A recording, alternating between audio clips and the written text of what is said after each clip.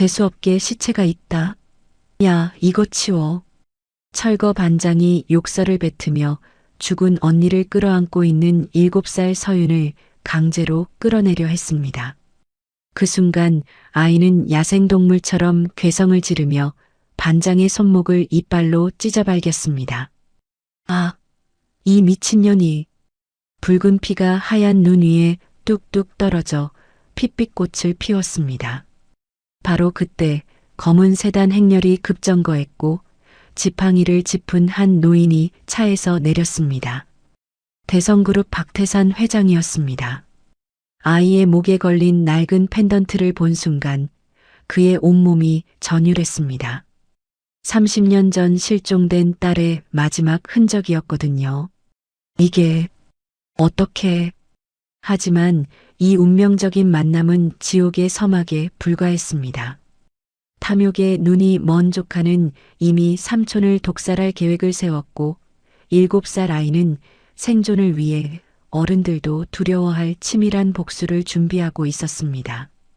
과연 누가 살아남을까요? 좋아요와 구독을 눌러두시면 삶에 도움이 되는 이야기와 정보를 가장 편하게 받아보실 수 있습니다. 오늘의 사연 시작합니다. 기록적인 한파 경보가 내려진 겨울 아침이었습니다. 서울 외곽의 달동네 재개발 구역에는 새벽부터 굴삭기와 덤프트럭들이 줄지어 서 있었습니다. 대성그룹의 모태가 되었던 이곳은 이제 역사 속으로 사라질 운명이었습니다. 야, 빨리 치워. 오늘 안에 끝내야 한다고. 철거 반장이 쇠파이프를 든 용역들에게 고함을 질렀습니다. 하얀 입김이 추운 공기 중에 피어올랐습니다. 판잣집들이 하나씩 부서져 나가고 폐자재 더미가 곳곳에 쌓였습니다. 용역들은 추위에 움츠린 어깨를 으쓱거리며 망치와 쇠지렛대를 휘둘렀습니다. 반장이 굴삭기 진입로를 확보하려고 폐자재를 치우다가 발걸음을 멈췄습니다. 뭔가 이상했습니다. 뭐야 이거? 흙구덩이 속에서 무언가 움직이는 것이 보였습니다. 반장이 고개를 숙여 자세히 들여다보니 7살쯤 되어 보이는 여자아이가 죽은 아이를 끌어안고 웅크리고 있었습니다. 아이의 얼굴은 추위에 새파랗게 질려 있었고 입술은 보랏빛으로 변해 있었습니다. 낡은 옷가지들이 몸에 덕지덕지 걸쳐져 있었지만 추위를 막기엔 역부족이었습니다. 재수없게 시체가 있네. 야, 이거 치워. 반장이 욕설을 뱉으며 서윤을 강제로 끌어내려고 손을 뻗었습니다. 그 순간 서윤이 짐승 같은 괴성을 지르며 반장의 손목을 물어뜯었습니다. 작고 하얀 이빨이 살 속 깊숙이 파고들었습니다. 아, 이 미친년이. 반장이 피를 뚝뚝 흘리며 손목을 움켜쥐고 뒤로 물러섰습니다. 붉은 피가 하얀 눈 위에 떨어져 번져나갔습니다.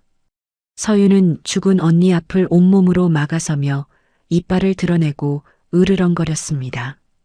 야생동물처럼 몸을 잔뜩 웅크린 채 경계의 눈빛을 보냈습니다. 뭐 하는 거야? 빨리 저 애를 잡아.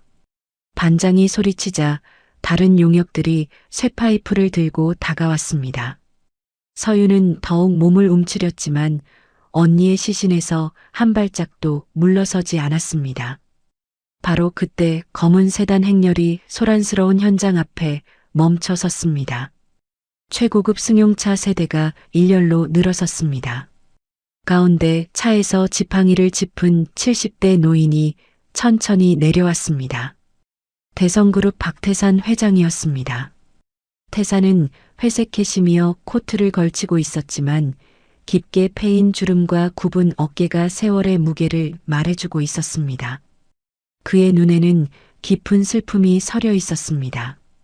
회장님, 위험합니다. 차 안에 계십시오. 수행 비서들이 재빠르게 다가와 만류했습니다.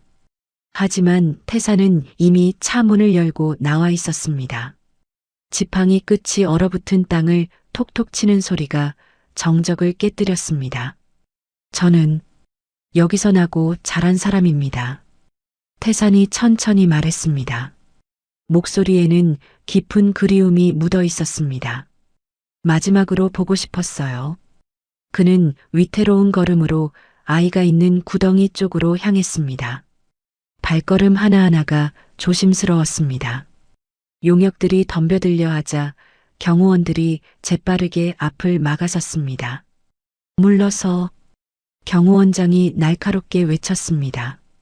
용역들은 주춤하며 뒤로 물러났습니다. 태산이 서윤 앞에 서자 아이는 떨면서도 언니의 시신을 더욱 꽉 끌어안았습니다. 작은 몸이 부들부들 떨렸지만 눈만큼은 야생동물처럼 날카로웠습니다. 태산은 천천히 무릎을 구부려 서윤과 눈높이를 맞췄습니다. 관절이 삐걱거리는 소리가 났습니다. 무서워하지 마. 태산의 목소리는 예상외로 부드러웠습니다. 아저씨. 서윤이 태산의 코트 자락을 부여잡으며 떨리는 목소리로 말했습니다. 작은 손가락은 동상으로 퉁퉁 부어 있었습니다. 우리 언니 좀 묻어주면 안 돼요? 땅이 너무 얼어서 안 파져요. 아이의 절규하는 듯한 애원에 태산의 마음이 크게 흔들렸습니다. 그가 아이를 진정시키려 더욱 가까이 다가간 순간 서윤의 목에서 덜렁거리는 낡은 은색 펜던트가 눈에 들어왔습니다. 태산의 숨이 멎었습니다. 그 펜던트는 조잡하고 낡았지만 뒷면의 이니셜 표식만큼은 선명했습니다. 30년 전 실종된 딸을 위해 자신이 직접 도안하고 세공사에게 의뢰해 새긴 그 표식이었습니다. 세상에 단 하나뿐인 표식이었습니다. 이게 어떻게? 태산의 동공이 거칠게 흔들렸습니다. 온몸에 소름이 돋았습니다. 지팡이가 힘없이 손에서 놓쳐 얼어붙은 땅에 떨어졌습니다. 쨍그랑하는 금속음이 정막을 깨뜨렸습니다. 그는 흙바닥에 무릎을 꿇은 채 떨리는 손으로 펜던트와 아이의 얼굴을 번갈아 확인했습니다. 서윤의 눈동자에서 30년 전 사라진 딸의 모습이 어른거렸습니다. 이럴 수가. 태산의 입술이 바들바들 떨렸습니다. 가슴 속에서 뭔가 벅차오르는 감정이 솟구쳤습니다. 회장님, 비서실장이 다급하게 다가왔습니다. 태산의 이상한 모습을 본 것입니다. 태산은 벼락 같은 고함을 질렀습니다. 당장 공사를 중단해. 목청이 터져라 소리를 질렀습니다. 최고급 장례 절차를 준비하라고. 네. 하지만 회장님. 시끄러. 내 말이 안 들려. 태산의 눈에서 눈물이 주룩주룩 흘러내렸습니다. 차가운 겨울바람이 눈물을 얼려 뺨에 달라붙었습니다. 그는 탈진에 정신을 잃어가는 서윤을 자신의 캐시미어 롱코트로 정성스럽게 감쌌습니다. 그리고 무릎이 아픈 것도 잊은 채 직접 아이를 들어 올렸습니다. 서윤의 몸은 깃털처럼 가벼웠습니다. 차를 대. 태산이 외쳤습니다. 검은 세단이 재빠르게 다가왔습니다. 태산은 서윤을 뒷좌석에 조심스럽게 눕혔습니다. 아이의 창백한 얼굴에 자신의 손을 대보았습니다. 체온이 너무 낮았습니다. 차가 부드럽게 움직이기 시작했습니다. 태산은 서윤의 손등에 난 동상 자국과 앙상한 손목을 어루만지며 비서실장에게 낮은 목소리로 속삭였습니다. 극비리의 유전자 검사팀을 호출해. 지금 당장. 알겠습니다. 그런데 회장님, 혹시 이 아이가. 나중에 이야기하자. 태산의 목소리는 간절했습니다. 창밖으로 눈발이 흩날리기 시작했습니다. 며칠 뒤 엄수된 언니의 장례식장에서 태산은 상복을 입은 서윤의 곁을 한시도 떠나지 않았습니다. 조문객들이 수군거렸지만 태산은 개의치 않았습니다. 화장터의 마지막 연기가 완전히 사라질 때까지 꼿꼿이 자리를 지켰습니다. 모든 절차가 끝났습니다. 성북동 대저택의 거대한 철문이 천천히 열렸습니다. 서윤은 태산의 따뜻한 손에 이끌려 낯설고 웅장한 자신의 새로운 집으로 첫 발을 내디뎠습니다. 차가운 겨울바람이 두 사람의 뒤를 따라 저택 안으로 스며들었지만 이제 서윤에게는 더 이상 추위가 아니었습니다. 저택에 도착한 날 저녁 거대한 샹들리에가 거실을 환하게 비추고 있었습니다. 서윤은 소파에 앉아 자신의 작은 손을 내려다보고 있었습니다. 목욕을 하고 깨끗한 옷을 입었지만 여전히 어색하기만 했습니다. 현관문이 벌컥 열리는 소리가 들렸습니다. 삼촌, 왜 연락도 안 하고? 목소리의 주인은 40대 남성이었습니다. 대성그룹 전무 최민준이었습니다. 그는 거실로 들어서다가 소파에 앉은 낯선 아이를 보고 걸음을 멈췄습니다. 저 애는 누구입니까? 민준의 목소리에는 노골적인 불쾌감이 묻어 있었습니다. 눈을 가늘게 뜨며 서윤을 위아래로 훑어보았습니다. 내가 데려온 아이다. 태산이 계단을 내려오며 말했습니다. 뭐라고요? 갑자기 애를 데려오시다니 이게 무슨... 저녁 먹자. 자세한 이야기는 나중에 하고. 태산이 서윤의 손을 잡고 식당으로 향했습니다. 민주는 못마땅한 표정으로 뒤따랐습니다. 식당의 긴 테이블에 세 사람이 앉았습니다.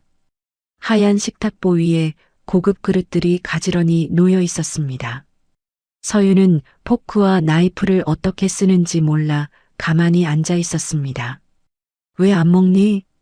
태산이 부드럽게 물었습니다. 서윤이 손으로 밥을 집으려 하자 민준이 혀를 찼습니다. 역시 근본이 없으니까. 이런 천박함은 어쩔 수 없나 보네요. 민준이 코웃음을 치며 말했습니다. 쾅! 태산이 주먹으로 식탁을 내리쳤습니다. 그릇들이 덜컹거렸습니다. 당장 나가. 태산의 목소리가 식당을 울렸습니다. 삼촌, 제가 뭘... 내 접시 치워버리라고. 태산이 벌떡 일어서며 소리쳤습니다. 민준의 접시가 바닥에 떨어져 산산이 깨졌습니다. 민준은 입술을 악물며 자리에서 일어났습니다. 문을 쾅 닫고 나가는 발소리가 복도에 메아리 쳤습니다. 태산은 다시 자리에 앉아 직접 숟가락을 들었습니다. 서윤의 밥그릇에 반찬을 정성스럽게 올려주었습니다. 이렇게 먹으면 돼. 천천히 해. 태산의 목소리는 한없이 다정했습니다. 서윤이 조심스럽게 숟가락을 들었습니다. 밥알 하나하나가 입안에서 달콤했습니다. 식사가 끝나고 수석 메이드가 서윤의 방으로 안내했습니다. 넓은 침실에는 분홍색 침대와 예쁜 인형들이 가득했습니다. 짐을 정리해 드릴게요. 메이드가 서윤의 낡은 가방을 들어 올렸습니다. 그 순간 가방에서 역한 냄새가 풍겨 나왔습니다. 으악, 이게 뭐야? 메이드가 코를 막으며 얼굴을 찌푸렸습니다. 이런 쓰레기는 태워버려야겠어. 어떻게 이런 걸 가지고 다녔을까? 메이드가 손사래를 치며 가방을 멀리 밀어냈습니다. 안 돼. 서윤이 기를 쓰고 달려들어 가방을 뺏어냈습니다. 메이드와 실랑이를 벌이며 가방을 침대 밑 깊숙한 곳으로 밀어 넣었습니다. 정말 이상한 아이네. 메이드가 중얼거렸습니다. 밤이 되어 메이드들이 복도에서 수군거리는 소리가 들렸습니다. 서윤은 욕실 문을 살짝 열고 귀를 기울였습니다. 회장님이 노망이 들어서 거지를 데려온 게 아닐까?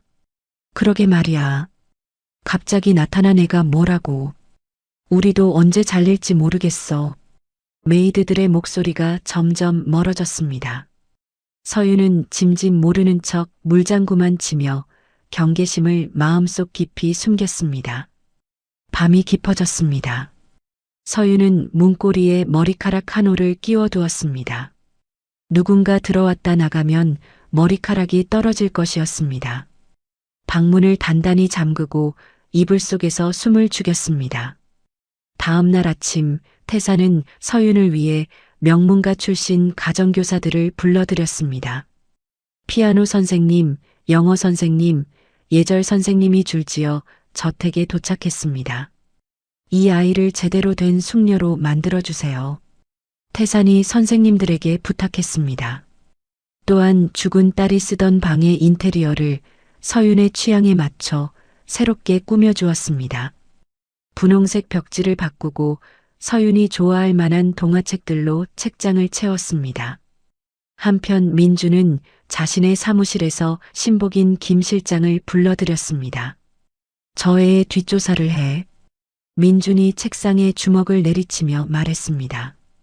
어떤 쪽으로 조사하시겠습니까? 김 실장이 고개를 숙이며 물었습니다. 뭐든 상관없어. 가짜라는 증거를 찾아내든지 아니면 만들어내든지. 민준의 눈에 차가운 빛이 스쳐 지나갔습니다. 삼촌이 유전자 검사 결과를 받기 전에 손을 써야 해. 알겠습니다. 김 실장이 고개를 끄덕이며 방을 나갔습니다. 며칠이 지난 어느 늦은 밤이었습니다. 서윤이 목이 말라 물을 마시러 방 밖으로 나왔습니다. 복도는 조용했고 어둠만이 가득했습니다. 서재 쪽에서 희미한 불빛이 새어나오는 것을 보고 서윤의 발걸음이 멈췄습니다. 문이 살짝 열려 있었습니다. 서윤이 조심스럽게 다가가자 민준의 목소리가 들려왔습니다. 그래, 확실해 보입니다. 민준이 누군가와 전화를 하고 있었습니다. 친자가 맞는 것 같으니까 결과가 나오기 전에 가짜로 만들어야 합니다. 서윤의 심장이 쿵쾅거렸습니다. 돈은 걱정하지 마세요. 제가 충분히 준비했으니까. 민준의 목소리가 점점 가까워졌습니다.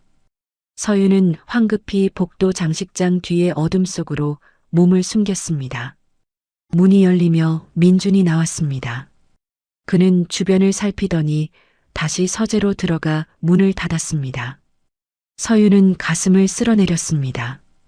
등에서 식은땀이 줄줄 흘러내렸습니다. 다음 날 아침 태산의 집무실 책상 위에는 갈색 봉투 하나가 놓여 있었습니다. 봉투 안에는 이 아이는 가짜입니다라는 문구와 함께 조작된 서윤의 과거 사진들이 들어 있었습니다.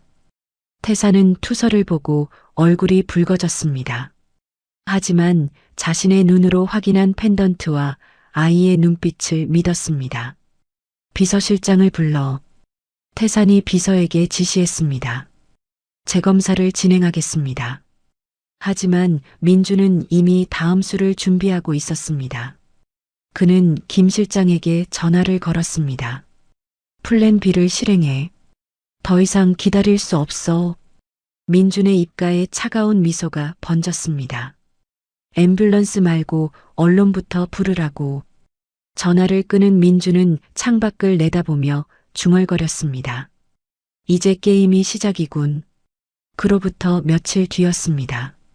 대성그룹 본사 로비에 허름한 작업복 차림의 40대 남자가 난입했습니다. 남자는 술에 취한 듯 비틀거리며 고래고래 소리를 질렀습니다. 내 딸 서윤이를 재벌 회장이 유괴했다. 로비에 있던 사람들이 모두 남자 쪽으로 고개를 돌렸습니다. 보안 요원들이 급히 달려왔지만 남자는 이미 준비된 듯 소리를 지르고 있었습니다. 내 딸을 돌려달라고. 바로 그때 미리 연락을 받은 듯한 유튜버들과 기자들이 로비로 몰려들었습니다. 카메라와 휴대폰들이 남자를 향해 일제히 돌아갔습니다. 아버지께서는 어떤 심정이십니까? 한 기자가 마이크를 들이밀었습니다. 남자는 주머니에서 구겨진 서류를 꺼내 카메라에 들이밀었습니다. 여기 가족관계 증명서 있어요. 서윤이는 제 딸이라고요. 서류에는 이서윤이라는 이름과 남자의 이름이 아버지란으로 적혀 있었습니다.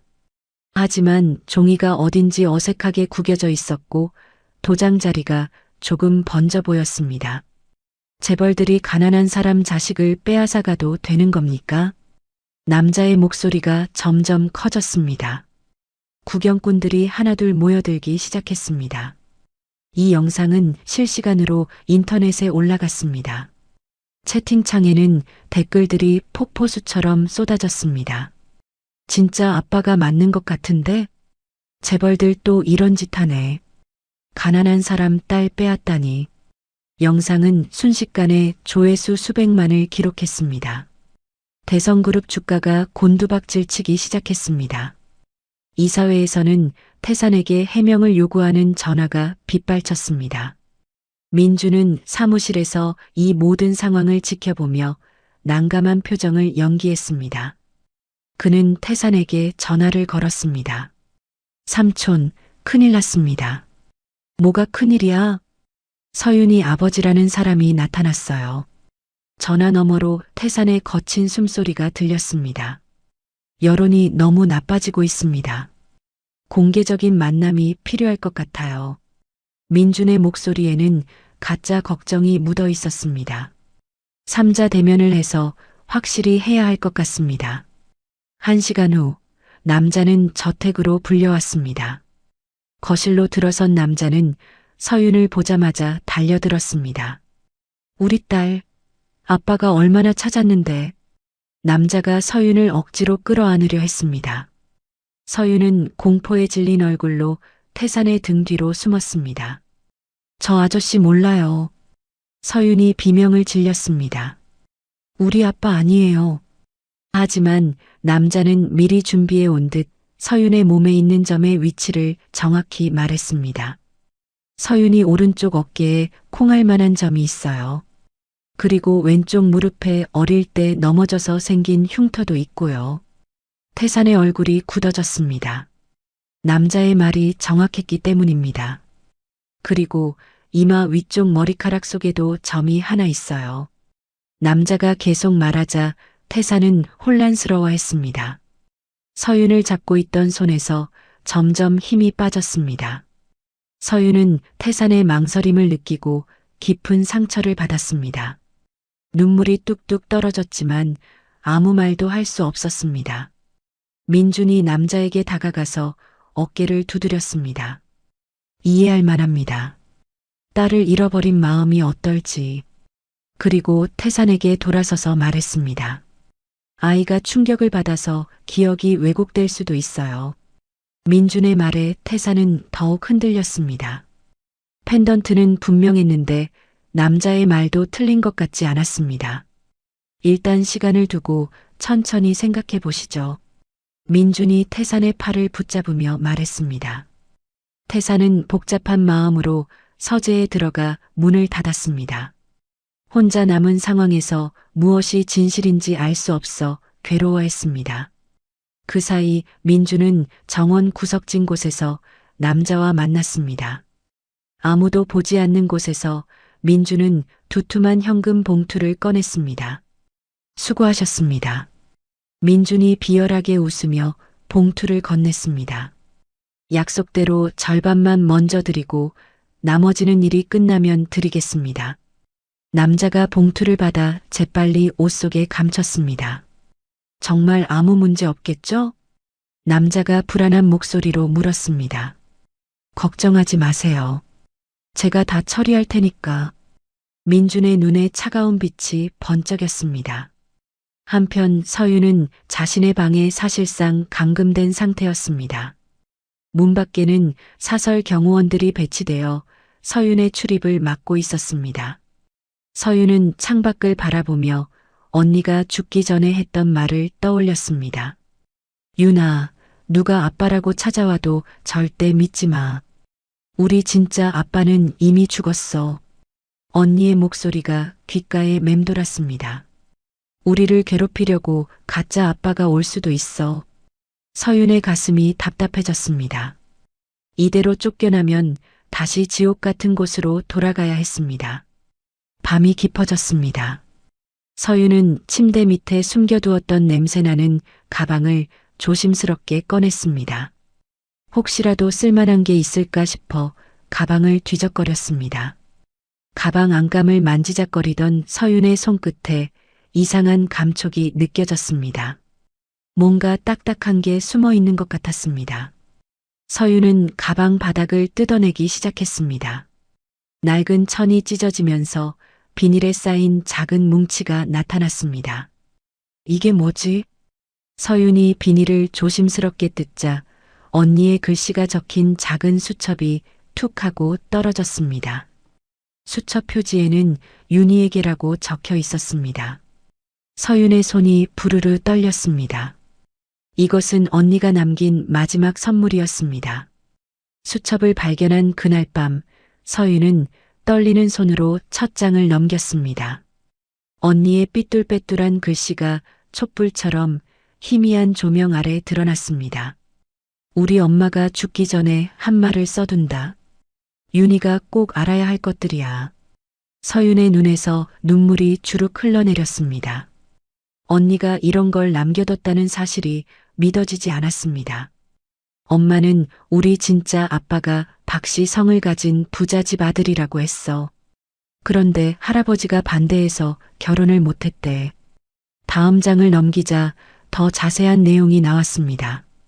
아빠는 교통사고로 죽었어. 엄마가 임신한 걸 모르고 죽은 거야. 그래서 할아버지도 우리가 있는 줄 몰라. 서윤은 숨을 크게 들이마셨습니다. 이런 이야기를 언니가 혼자 간직하고 있었다니. 수첩 한 귀퉁이에는 흐릿한 사진이 붙어 있었습니다. 젊은 남자가 웃고 있는 모습이었습니다. 사진 뒤에는 박정민, 윤희 아빠라고 적혀 있었습니다. 이 펜던트는 아빠가 엄마에게 준 거야. 엄마가 죽을 때 윤희한테 꼭 주라고 했어. 서윤이 목에 걸린 펜던트를 만져보았습니다. 뒷면에 이상한 표시가 무슨 뜻인지 이제야 알 것 같았습니다. 수첩을 더 넘기자 무서운 내용이 나왔습니다. 김철수라는 나쁜 아저씨가 계속 우리를 괴롭히고 있어. 자기가 우리 아빠라고 거짓말해. 엄마한테서 돈을 뜯어갔어. 서윤의 심장이 쿵쾅거렸습니다. 김철수라는 이름을 어디선가 들어본 것 같았습니다. 이 아저씨는 주민등록번호가 72만 1015-123만 4567이야. 감옥에 다녀온 나쁜 사람이야. 언니가 이런 것까지 알아놨다니 놀라웠습니다. 서윤은 방문이 밖에서 잠겨 있음을 확인했습니다. 경호원들의 발자국 소리가 복도에서 들렸습니다. 어떻게 이 정보를 태산에게 전해야 할지 고민했습니다. 문득 서윤은 방 구석에 있는 작은 문을 떠올렸습니다. 식기를 올리고 내리는 작은 승강기였습니다. 예전에 메이드가 사용하는 걸 본 적이 있었습니다. 서윤은 작은 문을 열어보았습니다. 좁은 통로가 아래로 이어져 있었습니다. 어른이 들어가기는 힘들어 보였지만 자신 정도 크기면 가능할 것 같았습니다. 서윤은 수첩을 옷 속에 감추고 조심스럽게 승강기 안으로 몸을 구겨 넣었습니다. 줄을 잡아당겨 천천히 1층으로 내려갔습니다. 어둠 속에서 금속이 삐걱거리는 소리만 들렸습니다. 1층 주방에 도착한 서윤은 조심스럽게 밖으로 나왔습니다. 주방은 텅 비어 있었고 냉장고 소음만 웅웅거렸습니다. 서윤은 어둠 속을 기어서 태산의 서재로 향했습니다. 복도 바닥은 차가웠지만 참고 계속 기어갔습니다. 서재 문 틈새로 불빛이 새어나오고 있었습니다. 누군가 안에 있었습니다. 서윤이 문을 살짝 밀고 들어가자 책상 앞에 앉은 남자가 놀라 고개를 돌렸습니다. 박 변호사였습니다. 너, 어떻게 여기에? 박 변호사가 황급히 일어서며 소리치려 했습니다. 서윤은 재빨리 입에 검지손가락을 대며 조용히 하라는 신호를 보냈습니다. 아저씨, 이거 봐주세요. 서윤이 수첩을 꺼내 박 변호사 앞에 내밀었습니다. 이게 진짜예요. 박 변호사는 의아한 표정으로 수첩을 받았습니다. 첫 장을 넘기자 그의 표정이 급변했습니다. 이게 정말이냐? 박 변호사가 놀란 목소리로 물었습니다. 언니가 써놨어요. 저 나쁜 아저씨 이름도 있어요. 서윤이 김철수의 정보가 적힌 페이지를 가리켰습니다. 박 변호사는 급히 컴퓨터를 켜서 주민등록번호를 조회했습니다. 화면에 김철수의 신상 정보와 전과 기록이 나타났습니다. 상습 사기, 아동학대. 이런. 박 변호사의 얼굴이 굳어졌습니다. 회장님께 당장 보고해야겠다. 박 변호사가 전화기에 손을 뻗었습니다. 잠깐요. 서윤이 박 변호사의 손을 잡았습니다. 내일 아침에 모든 사람이 다 모인 자리에서 해요. 서윤의 눈에 결연한 빛이 보였습니다. 저 나쁜 아저씨랑 민준 아저씨가 같이 있을 때요. 박 변호사는 서윤의 말이 맞다고 생각했습니다. 확실한 증거로 한 번에 끝내는 게 좋겠다고 판단했습니다. 다음 날 아침 식당에는 태산과 민준, 그리고 가짜 아빠가 모여 있었습니다. 가짜 아빠는 어제보다 더 당당한 목소리로 서윤을 데려가겠다고 으름장을 놓았습니다. 제 딸을 더 이상 여기 둘 수 없어요. 남자가 팔짱을 끼며 말했습니다. 법적으로 문제될 게 없으니까 오늘 데려가겠습니다. 바로 그때 박 변호사의 에스코트를 받으며 서윤이 당당하게 들어섰습니다. 서윤은 태산 앞에 수첩을 탁 소리나게 내려놓았습니다. 당신 이름은 김철수잖아. 서윤이 가짜 아빠를 향해 소리쳤습니다. 가짜 아빠의 얼굴이 순간 하얗게 변했습니다. 태산은 급히 수첩을 집어들어 내용을 읽기 시작했습니다. 박 변호사는 미리 준비한 태블릿 PC를 켜서 화면에 김철수의 전과 기록을 띄웠습니다. 그리고 민준의 대포통장 거래 내역도 함께 보여주었습니다. 이 모든 게 조작된 거였군. 태산의 목소리가 차갑게 식었습니다. 민준은 당황하며 변명하기 시작했습니다. 삼촌, 저도 이 사기꾼에게 속은 겁니다. 하지만 통장 거래 내역이 너무 명확했습니다.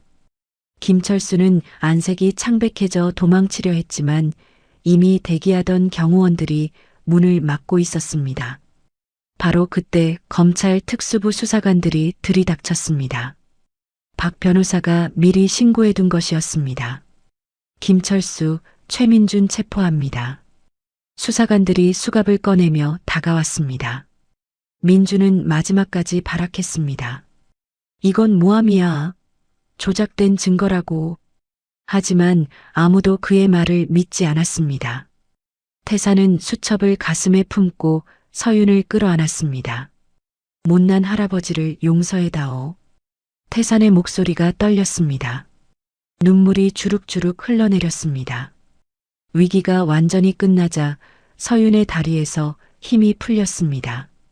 긴장이 한 번에 풀리면서 주저앉았습니다.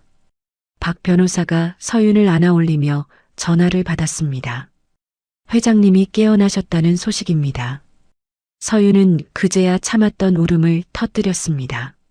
모든 것이 끝났다는 안도감이 밀려왔습니다. 사건이 마무리되고 한 달이 지났습니다. 태산은 서윤을 대성그룹의 공식 후계자로 공표하기 위해 성대한 파티를 준비했습니다. 창립 50주년 기념 행사였습니다. 정재계 인사들이 모두 참석한다는 소문이 돌았습니다. 파티 당일 오후 서윤은 특별실에서 전문가들의 손을 받고 있었습니다. 유명 디자이너들이 서윤의 몸에 남은 흉터를 특수 메이크업으로 가려주었습니다. 정말 예쁜 아가씨가 되었네요. 메이크업 아티스트가 감탄하며 말했습니다. 서윤은 거울 속 자신의 모습을 신기하게 바라봤습니다. 빈민가 고아의 모습은 완전히 사라지고 우아한 영예로 변해 있었습니다. 파티장 대기실에서 태산이 서윤을 기다리고 있었습니다. 그는 정장을 차려입고 지팡이 대신 멋진 지팡이를 들고 있었습니다. 할아버지. 서윤이 들어오자 태산의 얼굴에 환한 미소가 번졌습니다. 우리 공주님 정말 아름답구나. 태산이 서윤의 손을 잡으며 말했습니다. 이걸 내게 주고 싶었어. 태산은 서윤에게 두툼한 봉투를 건넸습니다. 봉투 안에는 그룹 지분 양도 서류가 들어 있었습니다. 이제 누구도 널 무시하지 못해. 태산의 목소리에는 확신이 담겨 있었습니다. 할아버지가 지켜줄게. 웅장한 음악이 파티장에 울려 퍼졌습니다. 태산과 서윤이 손을 맞잡고 대리석 계단을 천천히 내려왔습니다. 수백 개의 카메라 플래시가 일제히 터지며 연회장을 대낮처럼 밝혔습니다. 저분이 소문의 상속녀군요. 정말 회장님을 닮으셨네. 참석자들이 수군거렸습니다. 모두의 시선이 서윤에게 집중되었습니다.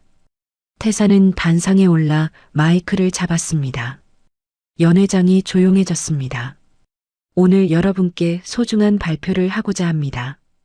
태산의 목소리가 스피커를 통해 울려 퍼졌습니다. 서윤이는 제 유일한 혈육입니다. 박수 소리가 터져 나왔습니다. 대형 스크린에 유전자 검사 결과 원본이 공개되었습니다. 99.99% 일치라는 숫자가 선명하게 나타났습니다. 참석자들이 기립박수를 보냈습니다. 박수 소리가 천장까지 울려 퍼졌습니다. 구석에 서 있던 민주는 샴페인 잔을 쥔 손에 핏줄이 설 정도로 분노를 억누르고 있었습니다. 보석금으로 풀려났지만 이미 모든 게 끝난 상황이었습니다. 서윤은 떨지 않고 마이크를 잡았습니다. 어린 목소리였지만 당당했습니다. 할아버지와 언니가 지켜준 이 이름을 부끄럽지 않게 하겠습니다. 서윤의 목소리에 진정성이 묻어났습니다. 앞으로 더 많은 아이들을 도와주고 싶어요. 또다시 박수가 터져 나왔습니다. 파티가 무르익을 무렵 민주는 매수해둔 웨이터에게 신호를 보냈습니다. 웨이터는 고개를 끄덕이며 주방으로 향했습니다. 주방에서 웨이터는 주위를 살피더니 작은 약병을 꺼냈습니다. 무색무취의 액체를 태산 전용 물잔에 몇 방울 떨어뜨렸습니다. 이제 마지막이다. 웨이터가 중얼거렸습니다. 태산과 서윤은 테라스로 나가 밤하늘을 바라봤습니다. 곧 불꽃놀이가 시작될 예정이었습니다. 할아버지, 정말 꿈 같아요. 서윤이 난간에 기대며 말했습니다. 꿈이 아니야. 이제 우리는 진짜 가족이란다. 태산이 서윤의 머리를 쓰다듬었습니다. 그의 얼굴에 처음으로 근심 없는 환한 미소가 떠올랐습니다. 하늘에서 첫 번째 불꽃이 터졌습니다. 화려한 색깔들이 어둠을 수놓았습니다. 와, 정말 예쁘다. 서윤이 손뼉을 치며 좋아했습니다. 갈증을 느낀 태산이 웨이터가 가져온 물을 마셨습니다. 서윤은 불꽃놀이에 정신이 팔려 이를 보지 못했습니다. 몇 분 후 태산은 가슴 한구석이 뻐근해오는 것을 느꼈습니다. 하지만 서윤의 행복한 순간을 깨고 싶지 않아 참았습니다. 난간을 꽉 잡고 버텼습니다. 멀리서 민준이 비릿한 미소를 지었습니다. 그는 비서에게 조용히 말했습니다. 플랜 B 시작해. 앰뷸런스는 언제 부르시겠습니까? 최대한 늦게. 민준의 목소리에는 차가운 계산이 깔려 있었습니다. 할아버지, 저 불꽃 좀 보세요. 서윤이 흥분해서 뒤를 돌아봤습니다. 태산의 얼굴이 잿빛으로 변해 식은 땀을 흘리고 있었습니다. 숨소리도 거칠어져 있었습니다. 할아버지, 서윤의 목소리에 놀라는 기색이 역력했습니다. 태산이 휘청거리며 서윤의 어깨를 잡으려 했지만 허공을 가르고 말았습니다. 그대로 바닥에 쓰러졌습니다. 할아버지, 서윤의 비명소리가 불꽃놀이 폭음에 묻혔습니다. 어둠 속에서 검은 양복을 입은 사람들이 하나둘 나타나기 시작했습니다. 저택을 에워싸는 새로운 위기가 다가오고 있었습니다. 다음 날 새벽 쓰러진 태산은 병원으로 급히 이송되었습니다. 하지만 민준이 미리 손을 써둔 병원장은 진단서를 조작했습니다. 단순 과로로 인한 쇼크입니다. 병원장이 거짓말을 했습니다. 실제로는 심장에 문제가 생긴 상황이었습니다. 며칠 안정을 취하시면 괜찮아질 겁니다. 민주는 만족스러운 표정으로 고개를 끄덕였습니다. 이제 태산을 제거할 명분이 생긴 것이었습니다. 그날 오후 민주는 긴급 이사회를 소집했습니다. 회의실에는 이사들이 하나둘 모여들었습니다. 회장님의 건강 상태가 심각합니다. 민준이 심각한 표정으로 말했습니다. 이런 상황에서는 비상경영위원장이 필요합니다. 이사들은 서로 눈치를 보며 수군거렸습니다. 민준의 말이 틀리지 않아 보였기 때문입니다. 한편 저택에 홀로 남겨진 서윤은 완전히 고립되었습니다. 모든 전화선이 끊어졌고 인터넷도 차단되었습니다. 문 밖에는 낯선 사설 경호원들이 지키고 있었습니다. 태산을 따르던 기존 경호원들은 모두 해고되었습니다. 태산을 섬기던 집사와 메이드들도 하나둘 쫓겨났습니다. 짐을 싸들고 나가는 그들의 얼굴에는 걱정이 가득했습니다. 아가씨, 조심하세요. 늙은 집사가 서윤에게 조용히 속삭였습니다. 위험한 일이 생기면 서재를 기억하세요. 집사가 무슨 뜻인지 서윤은 알 수 없었습니다. 새로운 사람들은 서윤에게 냉정했습니다. 물 한 모금도 제대로 주지 않았습니다. 굶주림과 공포에 떨던 서윤은 문득 태산이 했던 말을 떠올렸습니다. 내 서재 액자 뒤에는 눈이 달려 있다. 당시에는 무슨 뜻인지 몰랐지만 지금 생각해보니 뭔가 숨겨진 의미가 있는 것 같았습니다. 서윤은 배가 아픈 척 바닥에 뒹굴기 시작했습니다. 아야, 배 아파. 서윤이 비명을 지르며 몸부림쳤습니다. 경호원이 당황해서 문을 열고 들어왔습니다. 뭐가 문제야? 경호원이 서윤을 살피려고 몸을 숙였습니다. 바로 그 순간 서윤은 재빠르게 경호원의 다리 사이로 빠져나갔습니다. 야, 잡아. 경호원이 소리쳤지만 서윤은 이미 복도를 질주하고 있었습니다. 서윤은 이용했던 더메이터를 떠올렸습니다. 급히 주방으로 향해 좁은 통로 속으로 몸을 던졌습니다. 어디 갔어? 경호원들의 목소리가 멀어졌습니다. 서윤은 2층 서재로 향했습니다.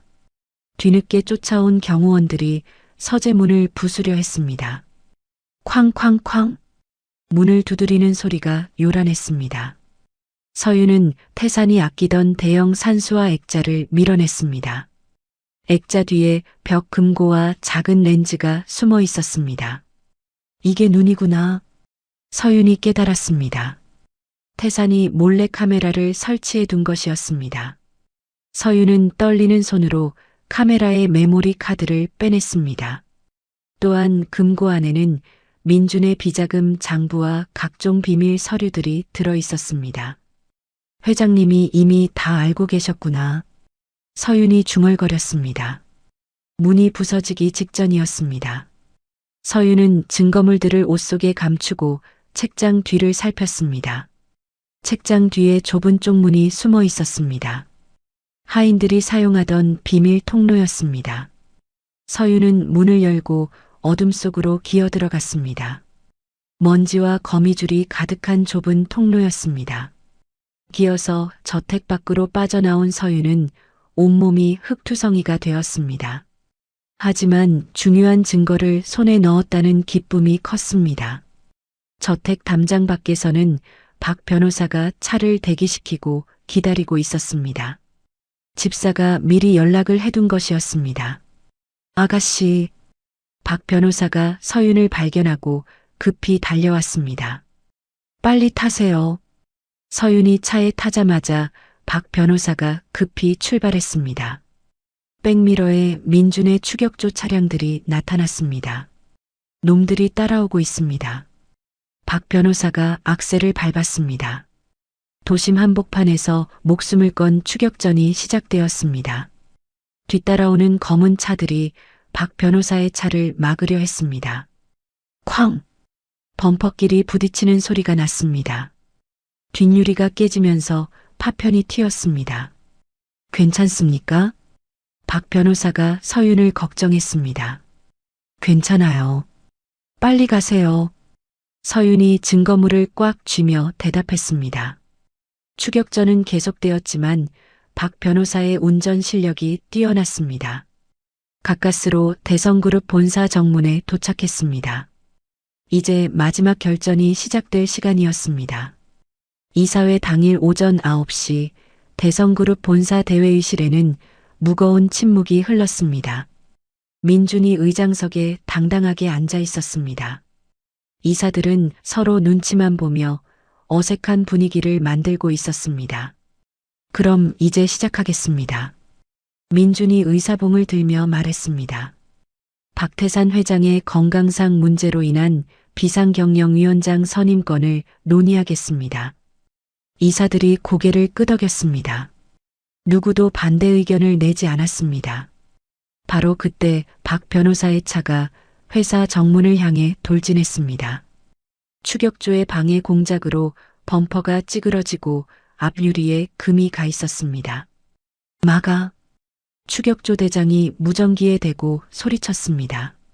하지만 로비에 대기하던 보안 요원들이 곤봉을 들고 차를 에워쌌을 때 뜻밖의 상황이 벌어졌습니다. 태산이 평소 아끼던 노조원들과 구사대 직원들이 나타나 인간 벽을 만들었습니다. 길을 비켜주세요. 한 노조원이 소리쳤습니다. 우리 회장님을 위해서라도. 직원들이 보안 요원들을 막아섰습니다. 서윤은 찢어진 드레스와 헝클어진 머리를 한 채 박 변호사의 보호를 받으며 엘리베이터를 향해 전력 질주했습니다. 작은 발걸음이지만 결연한 의지가 담겨 있었습니다. 회의실 안에서 민준이 의사봉을 들어 올렸습니다. 그럼 이제 안건 통과를 선언하겠. 쾅! 회의실의 양쪽 문이 동시에 활짝 열렸습니다. 서윤이 숨을 헐떡이며 들어왔습니다. 멈추세요. 서윤의 목소리가 회의실에 울려 퍼졌습니다. 민준의 얼굴이 일그러졌습니다. 저 미친 아이를 끌어내. 민준이 고함을 쳤습니다. 보안 요원들이 서윤에게 다가왔습니다. 하지만 서윤은 날쌔게 회의 탁자 밑으로 기어 들어갔습니다. 잡아! 보안 요원들이 탁자 밑을 들여다봤지만 서윤은 이미 의장석 쪽으로 포복해서 이동하고 있었습니다. 박 변호사는 경호원들을 몸으로 막아내며 서윤이 가져온 메모리 카드를 회의실 메인 컴퓨터에 꽂았습니다. 뭘 하는 거야? 민준이 벌떡 일어섰습니다. 대형 스크린에 영상이 재생되기 시작했습니다. 민준이 웨이터에게 약병을 건네는 모습이 선명하게 나타났습니다. 플랜 B 시작해. 앰뷸런스는 최대한 늦게 부르고. 민준의 목소리가 스피커를 통해 흘러나왔습니다. 이사들이 경악하며 자리에서 일어났습니다. 회의실이 순식간에 소란스러워졌습니다. 이게 뭡니까? 한 이사가 떨리는 목소리로 물었습니다. 민준은 얼굴이 하얗게 변했습니다. 이건 조작이야. 딥페이크라고. 민준이 발악하며 소리쳤습니다. 그런 기술로 만든 가짜 영상이야. 하지만 아무도 그의 말을 믿지 않았습니다. 영상이 너무나 선명하고 자연스러웠기 때문입니다. 그때 탁자 밑에서 나온 서윤이 민준의 다리를 잇는 힘껏 깨물었습니다. 아! 민준이 고통으로 몸을 숙였습니다. 서윤은 민준의 넥타이를 잡아당겨 중심을 잃게 만들었습니다. 쿵! 민준이 바닥에 넘어졌습니다. 의사봉이 굴러떨어져 바닥에서 딸랑거렸습니다. 민준이 서윤을 때리려고 손을 치켜들었습니다. 바로 그때 회의실 문이 벌컥 열리며 검찰 특수부 수사관들이 들이닥쳤습니다. 최민준, 살인 미수 혐의로 체포합니다. 수사관이 민준의 팔을 꺾어 제압했습니다. 오른쪽 어깨에 멍이 들 수 있습니다. 수갑이 찰칵 소리를 내며 채워졌습니다. 끌려나가는 민준은 서윤을 노려보며 독한 말을 내뱉었습니다. 이런 식으로 끝날 줄 알았냐? 너 같은. 조용히 하세요.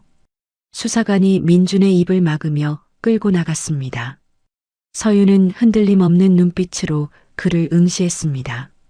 더 이상 무서워하지 않았습니다. 모든 상황이 종료되자 긴장이 풀린 서윤의 다리에 힘이 풀렸습니다. 바닥에 주저앉은 서윤을 이사들이 하나둘 둘러쌌습니다. 정말 고생하셨습니다. 나이 많은 이사가 서윤에게 고개를 숙였습니다. 우리가 잘못 판단할 뻔했습니다. 다른 이사들도 차례로 사과했습니다. 박 변호사가 서윤을 안아 올렸습니다. 그때 그의 휴대폰이 울렸습니다. 여보세요? 박 변호사가 전화를 받았습니다. 네, 정말입니까? 박 변호사의 얼굴이 환해졌습니다. 회장님이 깨어나셨대요. 박 변호사가 서윤에게 기쁜 소식을 전했습니다. 서윤은 그제야 참았던 울음을 터뜨렸습니다. 모든 것이 끝났다는 안도감과 태산이 깨어났다는 기쁨이 한꺼번에 밀려왔습니다. 길고 긴 악몽이 드디어 끝나는 순간이었습니다. 폭풍우가 지나가고 계절이 바뀐 어느 따뜻한 봄날이었습니다. 민주는 살인 미수 및 횡령 혐의로 무기징역을 선고받았습니다. 모든 재산을 몰수당한 채 차가운 독방에 수감되었습니다. 기적적으로 의식을 회복한 태사는 지독한 재활 치료를 견뎌냈습니다. 휠체어에 앉아 병원 정원에서 서윤을 기다리고 있었습니다. 봄바람이 그의 하얀 머리카락을 부드럽게 흔들었습니다. 할아버지, 학교를 마친 서윤이 교복을 입고 뛰어왔습니다. 태산의 품에 안기며 학교에서 있었던 일들을 제잘제잘 이야기했습니다. 오늘 수학 시험에서 100점 받았어요. 서윤이 시험지를 펼쳐 보였습니다. 우리 공주가 정말 똑똑하구나. 태산이 서윤의 머리를 쓰다듬으며 흐뭇하게 웃었습니다. 주말이 되자 태산과 서윤은 함께 언니가 잠들어 있는 추모 공원을 찾았습니다. 묘비 앞에 하얀 카네이션과 서윤의 100점짜리 시험지를 정성스럽게 올려놓았습니다.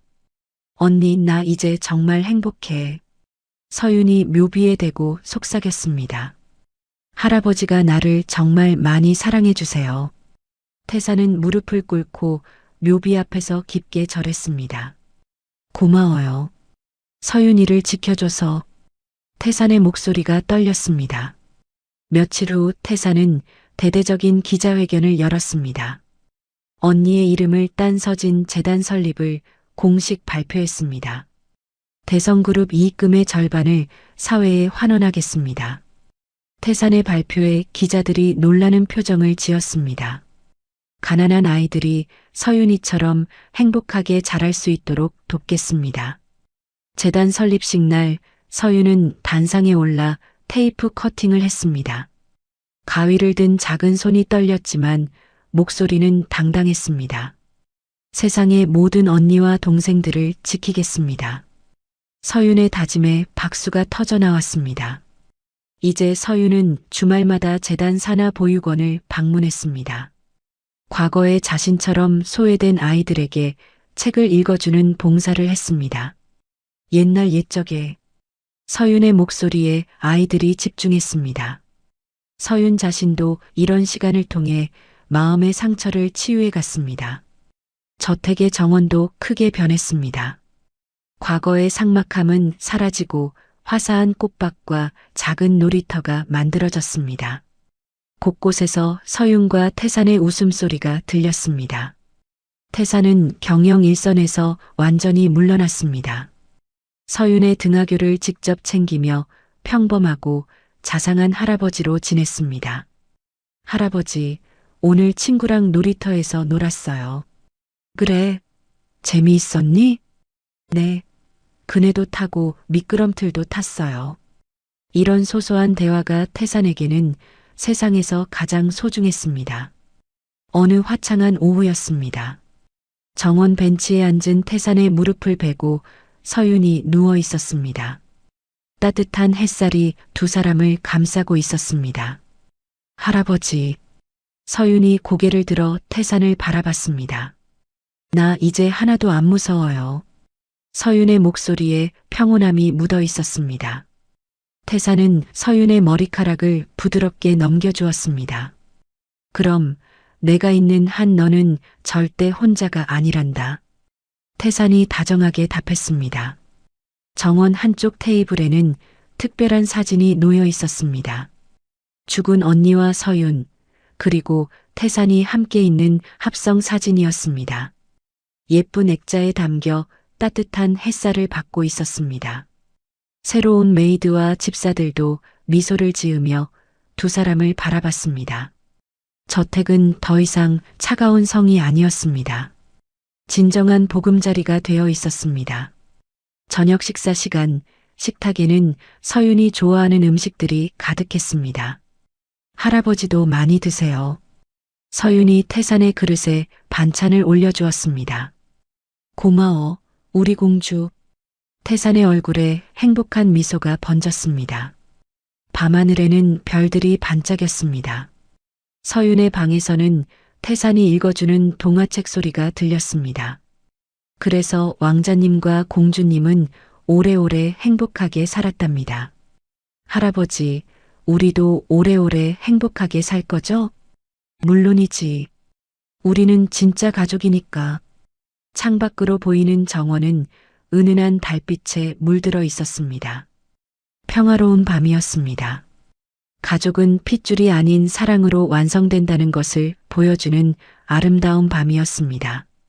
이렇게 서윤과 태산 할아버지의 이야기가 마무리되었습니다.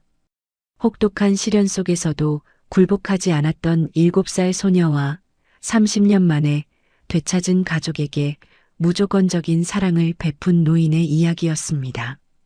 때로는 가족이 핏줄보다 마음으로 만들어진다는 것을 보여준 감동적인 이야기였죠. 서윤이 보여준 용기와 지혜, 그리고 태산 할아버지의 따뜻한 사랑이 결국 모든 악을 물리치고 진정한 행복을 만들어냈습니다. 우리 주변에도 서윤이처럼 도움이 필요한 아이들이 있을지 모릅니다. 그리고 태산 할아버지처럼 누군가에게 따뜻한 손길을 내밀 수 있는 어른들도 있겠죠. 작은 관심과 사랑이 누군가의 인생을 완전히 바꿀 수 있다는 것을 기억해 주세요. 이야기를 끝까지 들어주신 분이 계시다면 잘 들었다고 댓글 하나만 남겨주세요. 감사합니다. 야, 박노비. 우리 박노비가 여기 있네. 화려한 호텔 연회장에서 김석훈이 큰 소리로 외치자 주변 동창들이 킥킥거리며 웃어댔습니다. 주제에 맞게 술이나 따르라. 그게 내 역할이잖아. 그가 빈 잔을 박영식의 코앞에 들이미는 순간 술이 쏟아졌고 짝! 날카로운 파열음과 함께 60대 노인의 뺨이 터졌습니다. 이 개새끼가 이게 얼마짜리인 줄 알아? 발길질을 하려던 그 순간 연회장 문이 우렁찬 소리와 함께 열렸습니다. 서늘한 표정의 여검사가 뚜벅뚜벅 걸어 들어오며 재벌 회장의 손목을 정광석화로 꺾어버렸습니다. 아! 하지만 이건 시작에 불과했습니다. 40년간 묻혀있던 거대한 비리와 복수, 그리고 목숨을 건 정의 실현의 서막이 지금 막 올랐거든요. 좋아요와 구독을 눌러두시면 삶에 도움이 되는 이야기와 정보를 가장 편하게 받아보실 수 있습니다. 오늘의 사연 시작합니다. 국내 최고급 호텔 그랜드 볼룸의 화려한 샹들리에가 수백 개의 크리스털 조각을 반짝이며 연회장을 밝히고 있었습니다. 천장 높이 솟은 대리석 기둥들 사이로 명품 정장을 빼입은 동창들이 삼삼오오 모여 샴페인 잔을 들고 서로의 성공담을 늘어놓고 있었습니다. 요즘 부동산 시장이 어떻던가? 우리 회사 올해 매출이 작년 대비 30% 늘었어. 골프장 회원권 하나 더 샀는데 값이 계속 오르네. 구석진 테이블에 혼자 앉은 박영식은 낡고 색이 바랜 양복 소매를 자꾸 당기며 불편해했습니다. 달아빠진 구두가 부끄러워 발을 테이블 아래로 웅크리고 앉아 있었습니다. 주변의 화려한 옷차림과 대비되는 자신의 모습이 초라하게 느껴졌습니다. 영식은 물잔을 들어 한 모금 마시며 시계를 흘끗 보았습니다. 언제 집으로 돌아가도 될지 계산하고 있었습니다. 그때 연회장의 거대한 문이 우렁찬 소리를 내며 열렸습니다. 야, 박노비. 김석훈이 수행 비서들을 대동하고 들어서며 큰 소리로 외쳤습니다. 좌중의 시선이 일제히 그에게 쏠렸습니다. 연회장 분위기가 순식간에 경직되었습니다. 회장님 오셨네요. 김 회장님, 어서 오십시오. 동창들이 앞다퉈 김석훈에게 달려가 허리를 굽혔습니다. 마치 왕을 맞이하는 신하들 같았습니다. 김석훈은 거만한 표정으로 인사를 건성으로 받으며 연회장을 둘러보았습니다. 값비싼 시계를 찬 손목을 들어 시간을 확인하는 신용을 했습니다. 그러다 구석의 영식을 발견했습니다. 입가에 비릿한 미소를 띠며 영식 쪽으로 방향을 틀었습니다. 최 이사. 김석훈의 눈짓을 받은 동창의 총무 최 이사가 재빨리 영식의 등을 떠밀었습니다. 영식아, 회장님이 부르신다. 빨리 가봐. 최 이사의 목소리에는 비굴한 아첨이 묻어 있었습니다. 영식은 어쩔 줄 몰라 하며 고개를 숙인 채 김석훈 앞으로 끌려갔습니다. 발걸음이 무거웠습니다. 박노비, 우리 박노비가 여기 있네. 김석훈이 큰 소리로 외치자 주변 동창들이 킥킥거리며 웃어댔습니다. 연회장 분위기가 순식간에 김석훈 위주로 돌아갔습니다. 아직도 그 별명으로 부르시는군요. 영식이 작은 목소리로 중얼거렸습니다. 별명? 이게 별명이야? 사실 아니야? 김석훈이 비웃으며 말했습니다. 내 아버지 학교 수위 아니었어? 우리 다 아는 사실인데 뭘? 주변 동창들이 낄낄거렸습니다. 김석훈이 테이블 위에 빈 위스키 잔을 들어 영식의 코앞에 들이밀었습니다. 야, 주제에 맞게 술이나 따르라. 그게 내 역할이잖아. 김석훈, 이제 그만. 영식이 떨리는 목소리로 말했습니다. 그만? 뭘 그만하라고? 나한테 반말해? 김석훈의 목소리가 날카로워졌습니다. 영식이 떨리는 손으로 무거운 양주병을 들어 올렸습니다. 주변 아첨꾼들이 이 광경을 구경거리로 삼아 웅성거렸습니다. 옛날 그대로네, 박노비는. 학교 다닐 때도 저랬는데 변하는 게 없어. 영식의 손이 더욱 떨렸습니다. 학창 시절의 굴욕적인 기억들이 되살아났습니다. 영식이 조심스럽게 잔을 채우려는 순간 손이 미끄러졌습니다. 양주가 김석훈의 최고급 이탈리아산 양복 소매에 쏟아졌습니다. 찰칵찰칵. 누군가의 휴대폰 카메라 셔터 소리가 들렸습니다.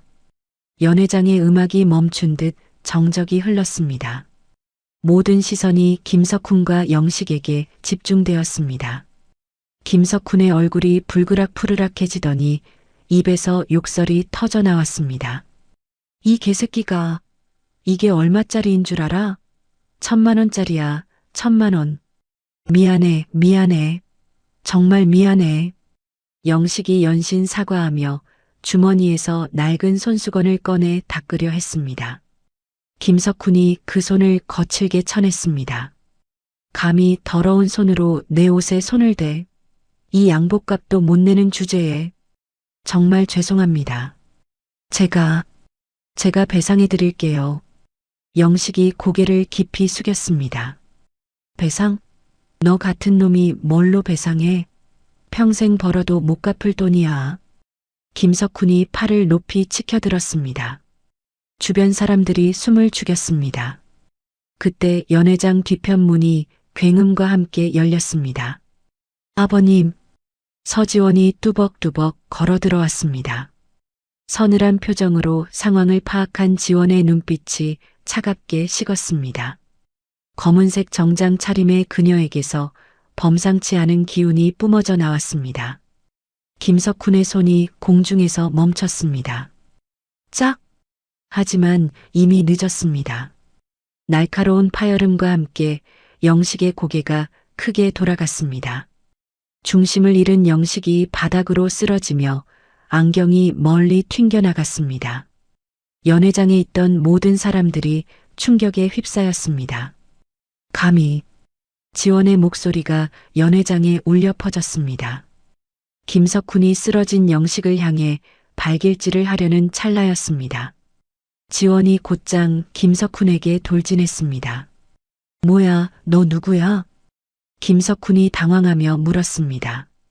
지원은 대답 대신 다시 폭력을 행사하려는 김석훈의 손목을 정광석화처럼 낚아채 반대 방향으로 꺾어버렸습니다. 아! 김석훈의 비명과 함께 뼈가 어긋나는 소리가 들렸습니다. 지원이 고통스러워하는 김석훈을 바닥에 제압하며 재킷에서 수갑을 꺼내 들었습니다. 너 뭐야? 경찰이야? 김석훈이 땀을 뻘뻘 흘리며 물었습니다. 검사 서지원입니다. 지원이 차갑게 답했습니다. 검사가 민간인을 폭행해? 너 옷 벗을 각오해. 김석훈이 고통 속에서도 악을 썼습니다. 폭행 현행범으로 긴급 체포합니다. 묵비권을 행사할 수 있고 변호사를 선임할 권리가 있습니다. 지원이 눈 하나 깜짝하지 않고 차갑게 말했습니다. 지원이 휴대폰을 꺼내 관할 경찰서에 전화를 걸었습니다. 강남경찰서입니까? 서울중앙지검 서지원 검사입니다. 폭행 현행범 체포 지원 요청합니다. 동창들은 갑작스러운 상황에 멍하니 서 있었습니다. 누군가 휴대폰으로 상황을 촬영하고 있었습니다. 김석훈이 바닥에 누운 채 손목을 부여잡으며 신음했습니다. 이 미친년아, 내가 누군지 알아? 김석훈 건설 회장이야. 알고 있습니다. 그래서 더 가중처벌 받을 겁니다. 지원이 쓰러진 영식에게 다가가 부축했습니다. 아버님 괜찮으세요? 지원아, 미안해. 너까지. 영식이 볼이 빨갛게 부어오른 채 고개를 떨궜습니다. 화려했던 연회장이 순식간에 아수라장으로 변해 있었습니다. 곧 경찰 사이렌 소리가 호텔 밖에서 들려왔습니다. 강남경찰서 형사과 조사실 앞 복도는 새벽 1시가 넘었는데도 사람들로 북적였습니다. 기자들이 카메라를 들고 대기하고 있었고 경찰관들이 분주히 오가고 있었습니다. 조사실 안에서는 김석훈이 퉁퉁 부어오른 손목에 깁스를 한 채 진단서를 흔들며 고래고래 소리를 지르고 있었습니다. 검사가 사람을 죽이려 했어. 이게 말이 되는 소리야? 담당 형사가 피곤한 표정으로 조서를 작성하고 있었습니다. 그러니까 김 회장님께서는 먼저 폭행을 가하신 게 아니라는 말씀이시군요. 폭행? 그게 폭행이야? 친구끼리 장난친 거지. 김석훈이 목청을 높였습니다. 복도 의자에 앉은 영식은 얼음팩으로 뺨을 찜질하며 안절부절 못하고 있었습니다. 며느리가 자신 때문에 곤란해질까봐 마음이 무거웠습니다. 지원아, 정말 괜찮을까? 나 때문에 너까지. 아버님, 걱정하지 마세요. 현행범이었으니까 문제 없어요. 지원이 영식의 어깨를 토닥였습니다. 그때 조사실 문이 열리며 정장 차림의 중년 남성이 나왔습니다. 김석훈의 변호사였습니다. 강 변호사입니다. 김 회장님 변호를 맡았습니다. 강 변호사가 명함을 내밀며 인사했습니다. 제가 보기에는 상호 폭행으로 보이는데요. 합의하시죠. 합의요? 지원이 차가운 표정으로 물었습니다. 검사님도 민간인 폭행으로 징계받기 싫으시잖아요. 서로 고소 취하하고 끝내면 되는 일 아닙니까? 강 변호사가 가방에서 수표 한 장을 꺼내 영식에게 내밀었습니다. 치료비와 합의금입니다.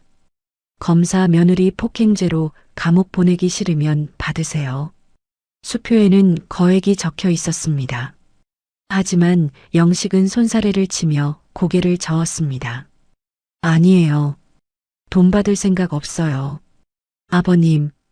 지원이 강 변호사의 손에서 수표를 낚아챘습니다. 찬찬히 들여다보더니 눈을 번쩍 뜨며 물었습니다. 이거 김석훈 건설법인 명의네요? 그게 뭐 어떻다는 겁니까? 강 변호사가 당황하며 말을 더듬었습니다. 폭행 합의금을 개인 돈이 아니라 회사 돈으로 주려고 하셨네요? 그럼 업무상 횡령이죠. 지원이 차갑게 웃었습니다. 뭐라고요? 그게 무슨... 회사 돈을 개인 용도로 사용하면 횡령이에요. 법인 자금을 사적으로 유용한 거잖아요. 지원이 수표를 증거봉투에 넣으며 말했습니다. 잠깐 그거 돌려주세요. 그건 그냥... 강 변호사가 수표를 뺏으려 손을 뻗었습니다. 이미 증거물로 압수했습니다. 손대지 마세요. 지원이 단호하게 거부했습니다. 지원은 즉시 휴대폰을 꺼내 서울중앙지검 당직실에 연락했습니다. 여보세요, 당직실입니까? 특수일부 서지원 검사입니다. 김석훈 건설 관련 횡령 혐의 인지보고 올립니다. 강 변호사의 얼굴이 하얗게 질렸습니다. 이런 식으로 일을 키우시겠다는 겁니까? 일을 키운 건 김석훈 회장님이죠. 폭행의 횡령까지 저지르셨으니까요. 지원이 냉정하게 답했습니다. 조사실 문이 다시 열리며 김석훈이 깁스를 한 채 비틀거리며 나왔습니다. 야, 합의 잘 됐어? 회장님, 이리 좀. 강 변호사가 김석훈의 귀에 대고 속삭였습니다. 김석훈의 얼굴이 일그러졌습니다. 뭐? 횡령? 그깟 수표 가지고? 법적으로는 충분한 혐의입니다. 지원이 끼어들었습니다. 너 정말 끝까지 가려는 거야? 김석훈이 이를 갈며 물었습니다. 제가 끝까지 가는 게 아니라 회장님이 끝까지 가신 거죠. 다음 날 아침 지원은 확보한 법인 수표와 내사 중이던 비자금 정황을 종합해 김석훈 건설사에 대한 압수수색 영장을 청구했습니다. 횡령 혐의와 더불어 정치자금법 위반 혐의도 있습니다. 비자금 조성 정황이 포착됐거든요. 지원이 수사관들에게 브리핑했습니다. 한편 언론에는 호텔 동창회에서 촬영된 김석훈의 갑질 영상이 공개되어 비난 여론이 빗발쳤습니다. 재벌 갑질의 전형적인 모습이네요. 돈 있다고 사람을 저렇게 대해도 되는 건가요? 인터넷 댓글창은 김석훈을 비판하는 글들로 가득 찼습니다. 법원은 여론을 의식해 이례적으로 빠르게 영장을 발부했습니다. 영장을 받아든 지원은 수사관들과 함께 김석훈 건설사 본사로 향했습니다. 오늘 압수수색 나갑니다. 모든 장부와 계약서, 컴퓨터를 확보하세요. 알겠습니다. 수사관들이 긴장한 표정으로 답했습니다. 김석훈은 병원에 입원해 있다가 간호사로부터 소식을 들었습니다. 회장님, 검찰이 회사를 압수수색한다고 합니다. 뭐라고? 김석훈이 침대에서 벌떡 일어났습니다. 깁스를 한 손으로 재빨리 휴대폰을 들었습니다. 강 변호사, 지금 당장 회사 가서 중요한 서류들 다 치워. 빨리. 하지만 이미 늦었습니다. 지원과 수사관들이 건설사 본사 로비에 들어서고 있었습니다. 검찰입니다. 압수수색 영장 집행합니다. 지원이 영장을 제시하며 직원들에게 선언했습니다. 회사 직원들이 웅성거렸습니다. 검찰이 왜 여기를? 무슨 일이야? 폭행 사건을 넘어 기업 범죄 수사로 전환됐습니다. 모든 직원은 현재 위치에서 대기하세요. 지원의 목소리가 로비에 울려 퍼졌습니다. 수사관들이 각 층으로 흩어져 회계팀을 급습했습니다. 직원들이 빼돌리려던 법인 카드 사용 내역과 이면, 계약서를 확보했습니다. 이거 중요한 겁니다. 수사관 한 명이 서류 뭉치를 들고 소리쳤습니다.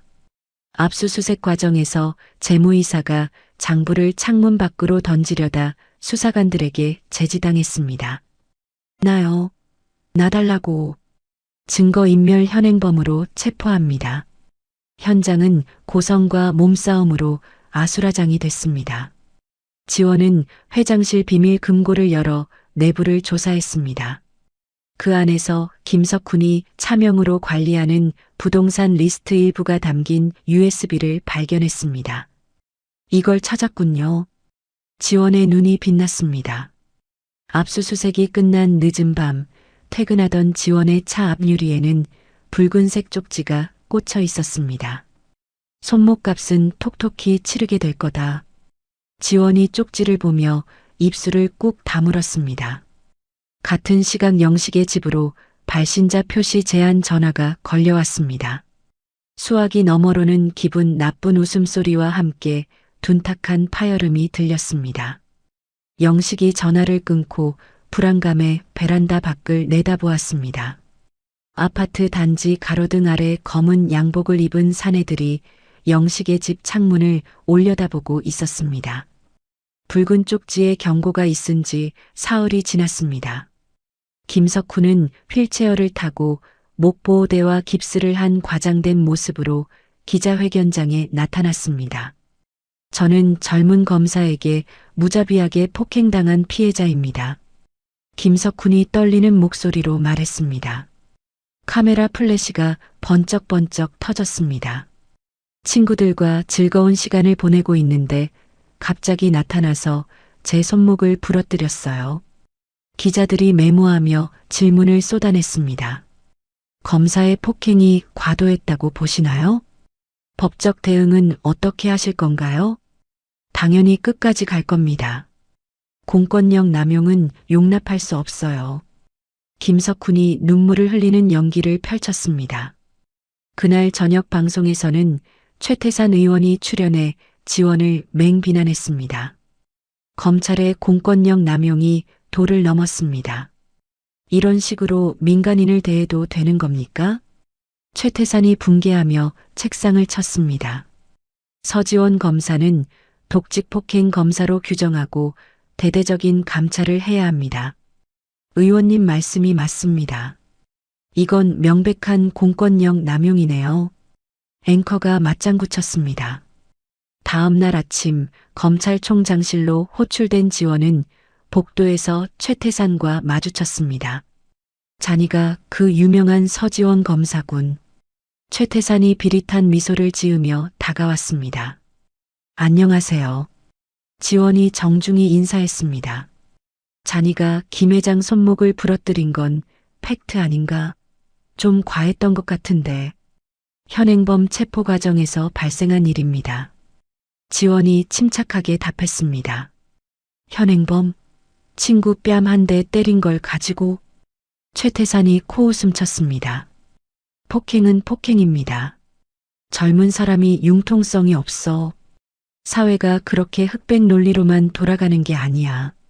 최태산이 지원의 어깨를 툭툭 치며 말했습니다. 지원이 뒤로 한 걸음 물러났습니다. 죄송하지만 저는 법대로 일할 뿐입니다. 법대로? 그래, 법대로 해봐. 어디까지 갈 수 있나?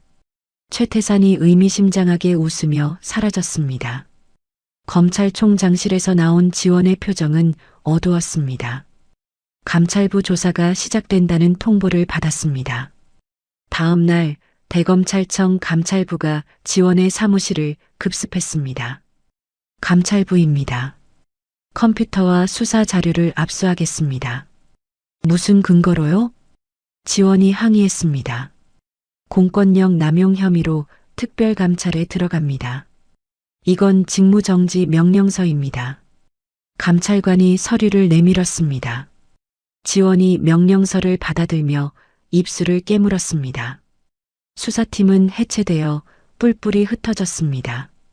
디지털 포렌식 팀에 맡겨둔 김석훈의 USB는 감찰부로 이관되어 봉인됐습니다. 이제 끝났군. 김석훈이 병원 침대에서 TV 뉴스를 보며 쾌재를 불렀습니다. 회장님, 정말 다행입니다. 강 변호사가 안도하며 말했습니다. 한편 영식의 아파트 현관문에는 험악한 낙서가 붉은 락카로 도배되어 있었습니다. 살인 검사 가족, 꺼져라. 국민의 적. 복도에는 죽은 쥐가 담긴 상자가 배달되어 있었습니다. 공포에 질린 영식이 관리사무소에 신고했습니다. 이거 어떻게 된 일이에요? 무섭잖아요. 경찰에 신고해 보세요. 저희가 할 수 있는 건 없어요. 관리소장이 시큰둥하게 답했습니다. 경찰이 출동했지만 미온적인 반응을 보였습니다. 단순 장난 같은데요.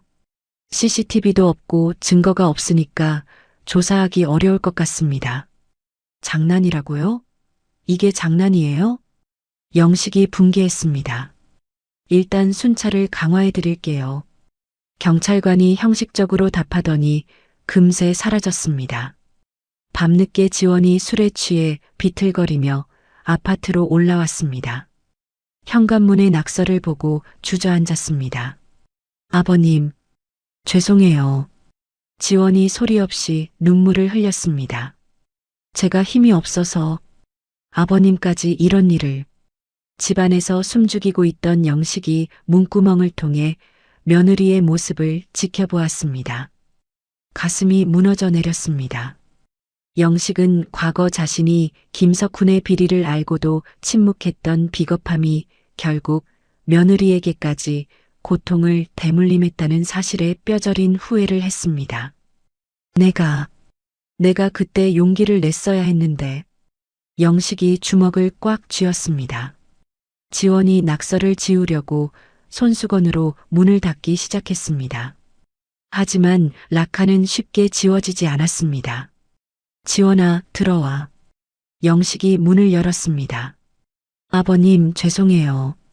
쟤 때문에. 괜찮다. 들어와서 쉬어라.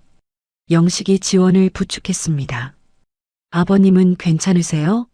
무서우시죠? 무섭긴 뭘. 나 옛날에 더 무서운 것도 많이 봤어. 영식이 씩씩하게 말했지만 손이 떨리고 있었습니다.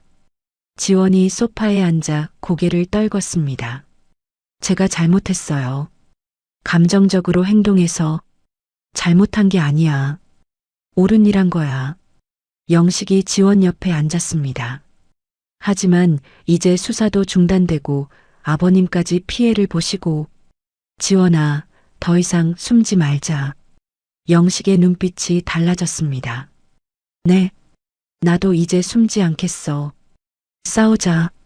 영식이 일어나 안방 장롱으로 걸어갔습니다. 깊숙한 곳에서 곰팡이 냄새나는 낡은 상자를 꺼냈습니다. 상자 안에는 40년 전의 일기장들과 카세트 테이프가 고스란히 담겨 있었습니다. 이게 뭐예요? 지원이 신기해하며 물었습니다. 내가 40년 동안 숨겨온 것들이야. 김석훈과 최태산의 비리 증거들.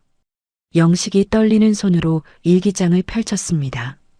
거기에는 오래된 글씨로 빼곡히 기록이 적혀 있었습니다. 이걸로 놈들을 잡을 수 있을까? 영식이 희망에 찬 목소리로 물었습니다. 지원의 눈이 점점 커졌습니다. 한편 김석훈과 최태산은 고급 요정에서 술잔을 기울이며 승리를 자축하고 있었습니다. 이제 그 계집애 끝났어. 김석훈이 깁스를 푼 멀쩡한 손으로 건배를 제의했습니다. 형님 덕분에 깨끗하게 정리됐네요. 최태산이 웃으며 잔을 받았습니다. 앞으로도 잘 부탁해. 당연하죠. 둘이 술잔을 부딪혔습니다.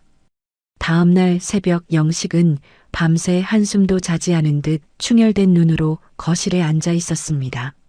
일기장이 담긴 상자를 무릎에 올려두고 지원이 깨어나기를 기다리고 있었습니다. 고요한 영식의 아파트 거실에 이른 아침 햇살이 스며들고 있었습니다. 잠에서 깬 지원은 식탁 위에 놓인 낡은 대학 노트 10여 권과 영식의 결연한 표정을 보고 의아해했습니다. 아버님, 이게 뭐예요? 지원이 눈을 비비며 물었습니다. 영식이 떨리는 목소리로 입을 열었습니다. 지원아, 나 고백할 게 있어. 고백이요? 40년 전 일이야. 내가 비겁한 놈이었어. 영식이 고개를 숙였습니다. 우리 아버지가 학교 수위였다고 했지? 김석훈이랑 최태산이 그걸 볼모로 삼아서 영식의 목소리가 떨렸습니다. 그놈들이 뭘 했는데요? 돈거래를 하는 걸 내가 봤어. 최태산이 김석훈한테서 돈봉투를 받는 장면을 영식이 주먹을 꽉 쥐었습니다. 그때 신고했어야 했는데 우리 아버지 일자리 날아갈까봐 무서웠어. 아버님, 그뿐만 아니야. 그 뒤로도 계속 봤어. 놈들이 만나서 돈 주고받는 거, 땅 거래하는 거. 영식이 일기장을 펼쳤습니다. 그래서 이걸 썼어.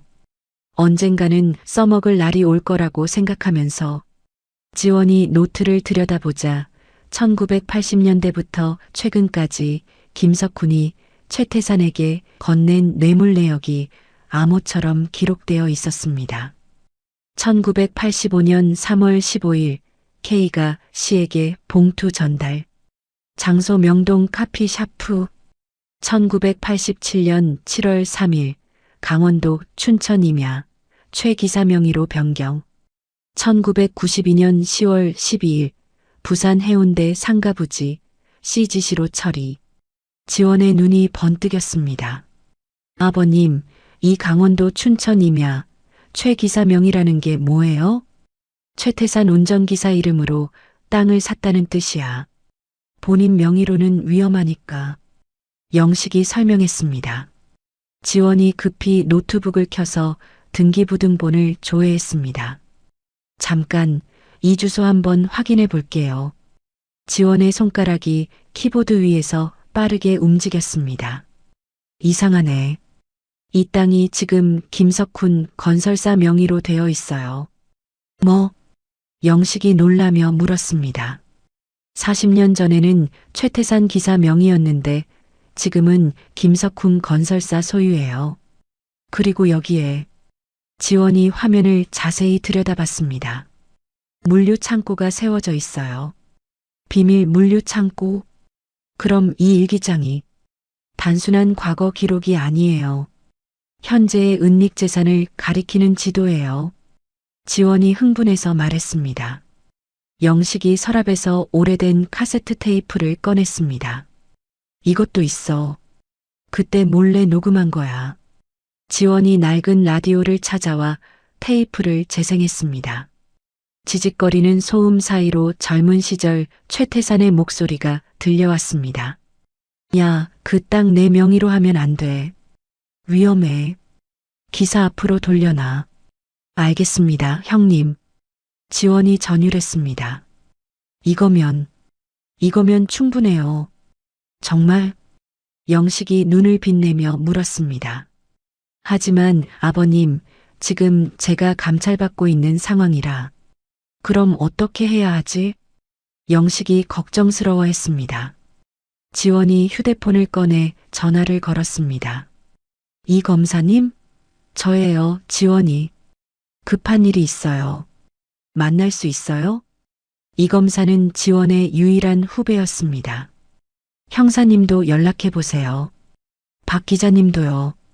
지원이 연락처를 뒤지며 말했습니다. 1시간 후 영식의 집에는 이 검사와 해직 기자 출신 유튜버 박 기자가 모였습니다. 이게 정말 40년 전 기록이에요? 박 기자가 일기장을 들여다보며 물었습니다. 네, 제가 직접 썼어요. 영식이 자신 있게 답했습니다. 이들은 일기장의 내용을 바탕으로 현재 김석훈과 최태산이 차명으로 보유한 전국의 부동산과 계좌를 추적하기 시작했습니다. 여기 보세요. 부산 해운대 상가도 지금 김석훈 계열사 소유네요. 이 검사가 컴퓨터 화면을 가리켰습니다. 대구 수성구 아파트도 마찬가지고요. 박 기자가 추가로 확인했습니다. 이건 거대한 비리 네트워크예요. 40년간 쌓아온. 지원이 숨을 고르며 말했습니다. 이 정도면 정권이 흔들릴 게이트네요. 박 기자가 흥분하며 말했습니다. 그런데 언제 공개할까요? 타이밍이 중요한데. 이 검사가 물었습니다. 3일 뒤가 최태산 의원 출판 기념회예요. 지원이 달력을 확인했습니다. 거기서 한 방에 끝내죠. 위험하지 않을까요? 영식이 걱정했습니다. 아버님도 가셔야 해요. 증인으로. 지원이 영식을 바라봤습니다. 나도 가? 네, 아버님이 직접 증언해 주셔야 해요. 그럼 가겠어. 내 눈으로 그놈들 무너지는 꼴을 봐야겠어. 영식이 주먹을 불끈 쥐었습니다. 지원이 영식의 손을 잡았습니다. 아버님, 정말 고마워요. 혼자 싸우는 게 아니네요. 지원아, 너 혼자 싸우게 두지 않겠어. 이제는 내가 나설 차례야. 영식의 눈에 40년 만에 처음으로 투지가 살아났습니다. 이 검사가 자료를 정리하며 말했습니다. 3일 후면 모든 게 끝나겠네요. 아버님, 정장 새로 사러 가요. 지원이 영식에게 말했습니다. 정장? 네, 멋있게 차려입고 가셔야죠. 다음날 지원은 백화점에서 가장 좋은 감색 정장을 영식에게 선물했습니다. 영식이 어색하지만 비장한 모습으로 거울 앞에 섰습니다. 어때요, 아버님? 나 괜찮나? 정말 멋지세요. 지원이 환하게 웃었습니다. 결전의 날이 하루 앞으로 다가왔습니다. 지원이 이 검사에게 당부했습니다. 체포영장과 수갑 확실히 준비하세요. 정직 중이라 제가 못 챙기거든요. 알겠습니다, 선배님. 박 기자님, 생중계 준비는 완벽합니다. 유튜브로 실시간 방송할게요. 밤늦게 영식이 지원에게 말했습니다. 지원아, 무서우면 안 가도 돼. 나 혼자라도. 아니에요. 끝까지 함께 가요. 지원이 영식의 어깨를 토닥였습니다. 폭우가 내리는 결전의 날 아침, 지원과 영식, 박 기자가 탄 승합차가 호텔로 향했습니다. 지원의 눈빛은 그 어느 때보다 매섭게 빛나고 있었습니다. 호텔 그랜드 볼룸은 수백 명의 정재계 인사와 기자들로 가득 찼습니다. 화려한 샹들리에 아래 단상에는 최태산이 김석훈의 손을 잡고 서 있었습니다. 오늘 이렇게 많은 분들이 제 책 출간을 축하해 주셔서 정말 감사합니다. 최태산이 마이크를 잡고 인사했습니다. 특히 저의 오랜 친구이자 동지인 김석훈 회장님께 감사드립니다. 김석훈이 손목에 깁스를 자랑하듯 들어 올렸습니다. 우리는 학창시절부터 지금까지 피보다 진한 형제입니다. 박수 소리가 연회장에 울려 퍼졌습니다. 연회장 한켠에서는 박 기자가 노트북을 열고 호텔 통신망에 접속하고 있었습니다. 스크린 해킹 준비 완료. 박 기자가 이어폰을 통해 지원에게 속삭였습니다. 지원과 영식은 연회장 뒷문 근처에 숨어 대기하고 있었습니다. 아버님, 준비되셨어요? 응, 40년을 기다린 순간이야. 영식이 새 정장 매무새를 다듬었습니다. 최태산이 연설을 계속했습니다. 제 책 정의로운 사회를 위하여는 깨끗한 정치를 추구하는 제 신념을 담았습니다. 그때 박 기자가 엔터키를 눌렀습니다. 연회장의 대형 스크린이 지직거리며 검은 화면으로 바뀌었습니다. 뭐지? 사람들이 웅성거렸습니다. 갑자기 스피커를 통해 젊은 시절 최태산의 목소리가 울려 퍼졌습니다. 야, 그 땅 최 기사 앞으로 돌려놨지? 내 명의는 위험해. 연회장이 순식간에 소란스러워졌습니다. 스크린에는 현재 그 땅에 세워진 비자금 창고 사진이 떴습니다. 이게 뭐야? 당장 끄라고. 최태산이 마이크를 집어 던지며 소리쳤습니다. 의원님, 진정하세요. 김석훈이 당황하며 최태산을 말렸습니다. 그 순간 연회장 뒷문이 열렸습니다. 지원이 이 검사와 강력계 형사들을 대동하고 당당하게 레드카펫을 밟으며 걸어 들어왔습니다. 검찰입니다. 장내가 더욱 술렁였습니다. 지원이 단상으로 다가가며 영장을 꺼내 들었습니다.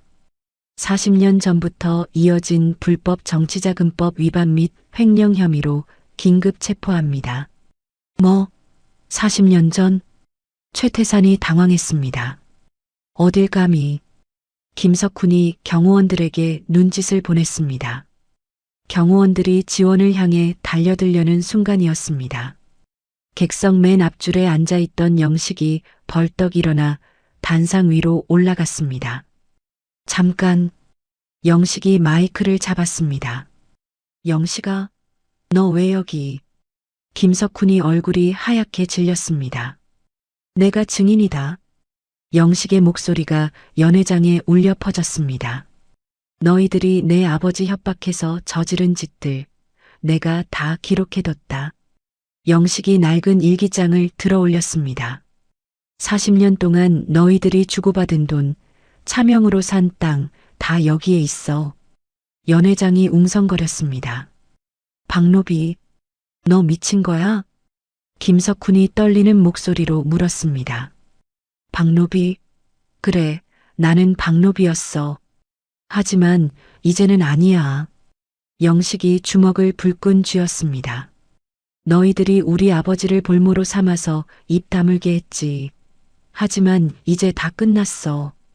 죽은 줄 알았던 과거의 피해자가 생생한 증거를 들고 나타나자 최태산의 다리에 힘이 풀렸습니다. 이건 조작이야. 40년 전 일을 어떻게 해? 조작? 이것도 조작이야? 영식이 카세트 테이프를 흔들었습니다. 이 검사가 최태산에게 다가가 수갑을 꺼내 들었습니다. 최태산 의원, 불법 정치자금법 위반 혐의로 체포합니다. 안 돼. 이건 말이 안 돼. 최태산이 발악했습니다. 지원이 김석훈에게 다가갔습니다. 김석훈 회장, 이번에는 손목이 아니라 인생이 부러질 겁니다. 지원이 차갑게 말하며 수갑을 채웠습니다. 이 개년아, 끝까지 가보자. 김석훈이 악을 썼습니다. 박 기자의 유튜브 생중계로 이 장면을 지켜보던 수십만 명의 시청자들이 댓글창에 환호를 쏟아냈습니다. 드디어 악역들이 잡혔다. 박영식 할아버지 멋있어요. 정의가 승리했다. 실시간 검색어는 최태산 게이트로 도배됐습니다. 김석훈의 부하들이 형사들과 몸싸움을 벌였지만 금세 제압됐습니다. 화려했던 출판 기념회장은 순식간에 비리 세력의 체포 현장으로 변모했습니다. 수많은 카메라 플래시가 터지는 가운데 연행되어 가는 두 사람의 초라한 뒷모습이 포착됐습니다. 영식이 단상에서 지원을 내려다보며 환하게 웃었습니다. 지원아, 우리가 해냈어. 네, 아버님. 정말 수고하셨어요. 지원이 엄지손가락을 올렸습니다.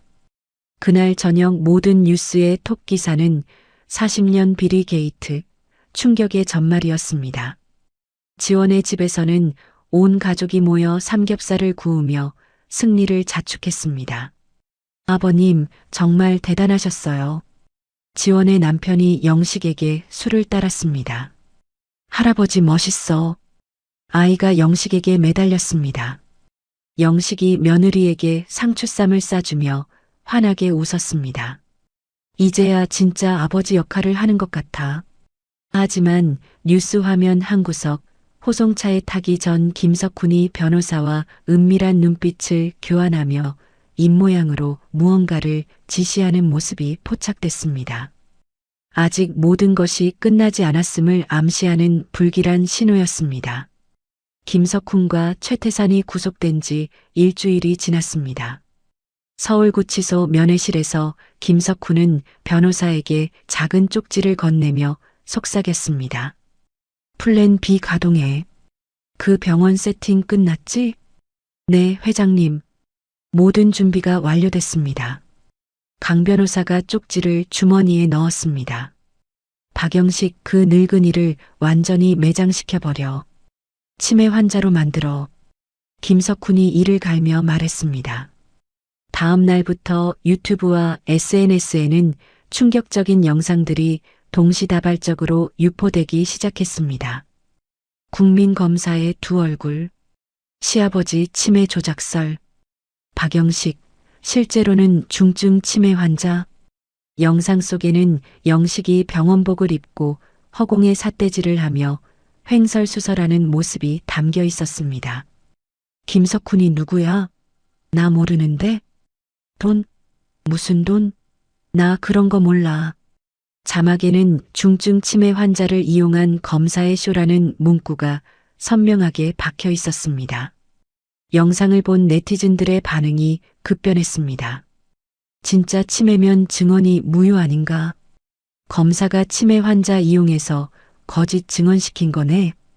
이건 너무하잖아. 김석훈 재단에서 후원하는 유명 대학병원 정신과 교수가 저녁 뉴스에 출연했습니다. 영상 속 행동은 전형적인 알츠하이머 증상으로 보입니다. 교수가 심각한 표정으로 말했습니다. 기억 장애와 판단력 저하가 뚜렷하게 관찰됩니다. 이런 상태에서는 정상적인 증언이 불가능하죠. 앵커가 고개를 끄덕였습니다. 그럼 박영식 씨의 증언은 신빙성이 없다는 말씀이신가요? 의학적으로 볼 때 그렇습니다. 치매 환자의 기억은 매우 불안정하거든요. 여론이 순식간에 반전됐습니다. 청와대 국민청원 게시판에는 폐륜 검사 서지원 파면하라는 청원이 올라왔습니다. 댓글 부대의 공격이 시작됐습니다. 치매 환자까지 이용하다니. 이게 정의인가? 서지원 검사 자격 없다. 이 충격적인 뉴스를 접한 영식은 억울함에 가슴을 부여잡았습니다. 내가 치매. 영식이 TV 화면을 보며 중얼거렸습니다. 이건 말이 안 돼. 나는 멀쩡해. 갑작스러운 충격에 영식이 호흡 곤란을 일으키며 주저앉았습니다. 아버님, 지원이 급히 달려와 영식을 부축했습니다. 119에 신고해. 구급차가 도착했을 때 영식은 이미 의식을 잃은 상태였습니다. 환자 의식 없음. 호흡 불안정. 응급구조사가 소리쳤습니다. 병원 응급실에서 의사가 CT 촬영 결과를 보며 고개를 저었습니다. 뇌출혈이 있습니다. 수술이 필요해요. 선생님, 생명에는 지장 없죠? 지원이 떨리는 목소리로 물었습니다. 지금으로서는 단정하기 어렵습니다. 경과를 지켜봐야 해요. 검찰 수뇌부는 악화된 여론을 핑계로 지원에 대한 최고 수위의 징계위원회를 긴급 소집했습니다. 이번 사안은 매우 심각합니다. 치매 환자를 이용한 거짓 증언 조작 의혹이 제기됐습니다. 검찰총장이 엄중한 표정으로 말했습니다. 파면도 검토해야 할 것 같습니다. 설상가상으로 법원은 김석훈과 최태산에 대해 구속 적부심 심사를 받아들였습니다. 증거 능력이 의심되는 상황에서 구속을 계속 유지하기 어렵습니다. 판사가 선고했습니다. 지원은 중환자실에서 사경을 헤매는 아버지를 보며 절망에 빠졌습니다. 아버님, 정말 죄송해요. 제가 못나서. 그때 간병인이 다가왔습니다. 보호자시죠? 환자분이 계속 중얼거리시는데. 뭐라고 하세요? 창문, 크레인. 그런 말씀을 하세요.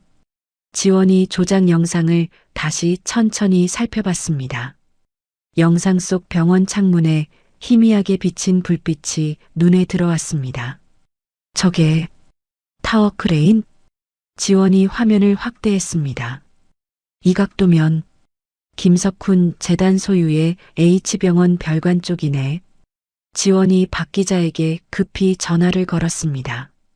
박 기자님, H병원 별관 확인해 보셨어요? 그곳 폐업한 지 오래됐잖아요. 아니에요. 리모델링 중이라고 되어 있어요. 전력도 공급되고 있고. 정말요? 오늘 밤에 직접 가봅시다. 그날 밤 지원과 박 기자는 H병원 별관으로 잠입했습니다. 공사 가림막 뒤로 3층 병실에 불이 켜져 있었습니다. 저기 봐요. 박 기자가 손전등을 비췄습니다. 병실 안에는 조작 영상을 찍을 때 사용했던 영식의 가짜 환자복과 대본이 그대로 남아 있었습니다. 대본까지 있네요. 지원이 종이를 집어들었습니다. 김석훈이 누구야? 나 모르는데? 라는 대사가 적혀 있었습니다. 고성능 컴퓨터에는 영상 편집 프로그램이 실행되어 있었습니다. 완전한 증거네요. 그때 복도에서 발소리가 들렸습니다. 누구야? 김석훈의 하수인들이 몽둥이를 들고 나타났습니다. 도망쳐요. 지원과 박 기자가 하드디스크를 챙겨 창문으로 탈출했습니다. 놓치지 마. 추격전이 벌어졌습니다. 지원이 담장을 넘다가 다리를 다쳤지만 하드디스크를 끝까지 지켜냈습니다. 징계위원회가 내일 아침이에요. 이걸로 반격해야 해요. 지원이 피를 흘리며 박 기자에게 말했습니다. 새벽 3시 지원은 부상을 입은 채 검찰청으로 향했습니다. 마지막 희망을 품고서였습니다. 징계위원회 개최 당일 아침 9시 검찰청 대회의실에는 무거운 침묵이 흘렀습니다. 징계위원들이 엄숙한 표정으로 앉아 있었고 위원장은 지원이 불출석한 상태에서 파면을 의결하려 의사봉을 들었습니다.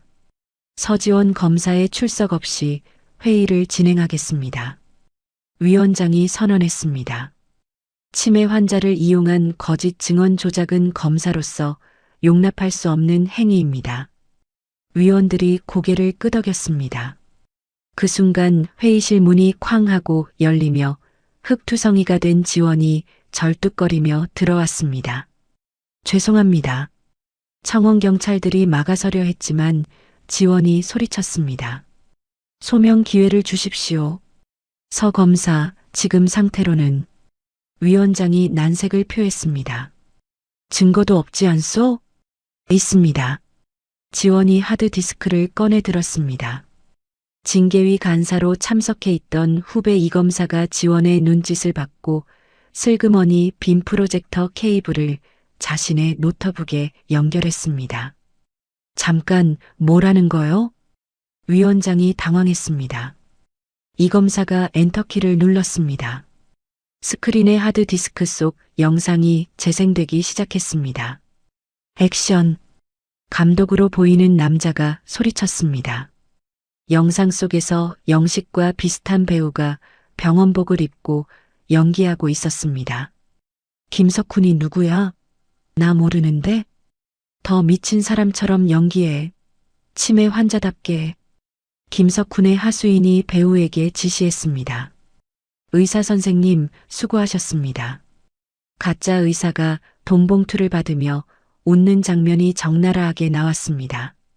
회의실이 충격에 휩싸였습니다. 이게 뭡니까? 위원장이 당황했습니다. 조작 영상 제작 과정입니다.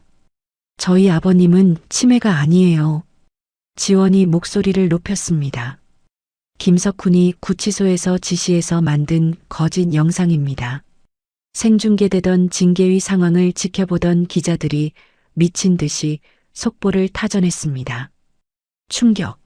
치매 영상 조작 실체 드러나. 김석훈, 구치소에서 여론 조작 지시. 지원이 일갈했습니다. 이것이 저들이 말하는 진실의 실체입니다. 위원들이 할 말을 잃었습니다. 즉시 조작 가담자들에 대한 체포영장을 청구하겠습니다. 지원이 선언했습니다. 상황이 완전히 반전되자 검찰총장이 태세를 바꿨습니다.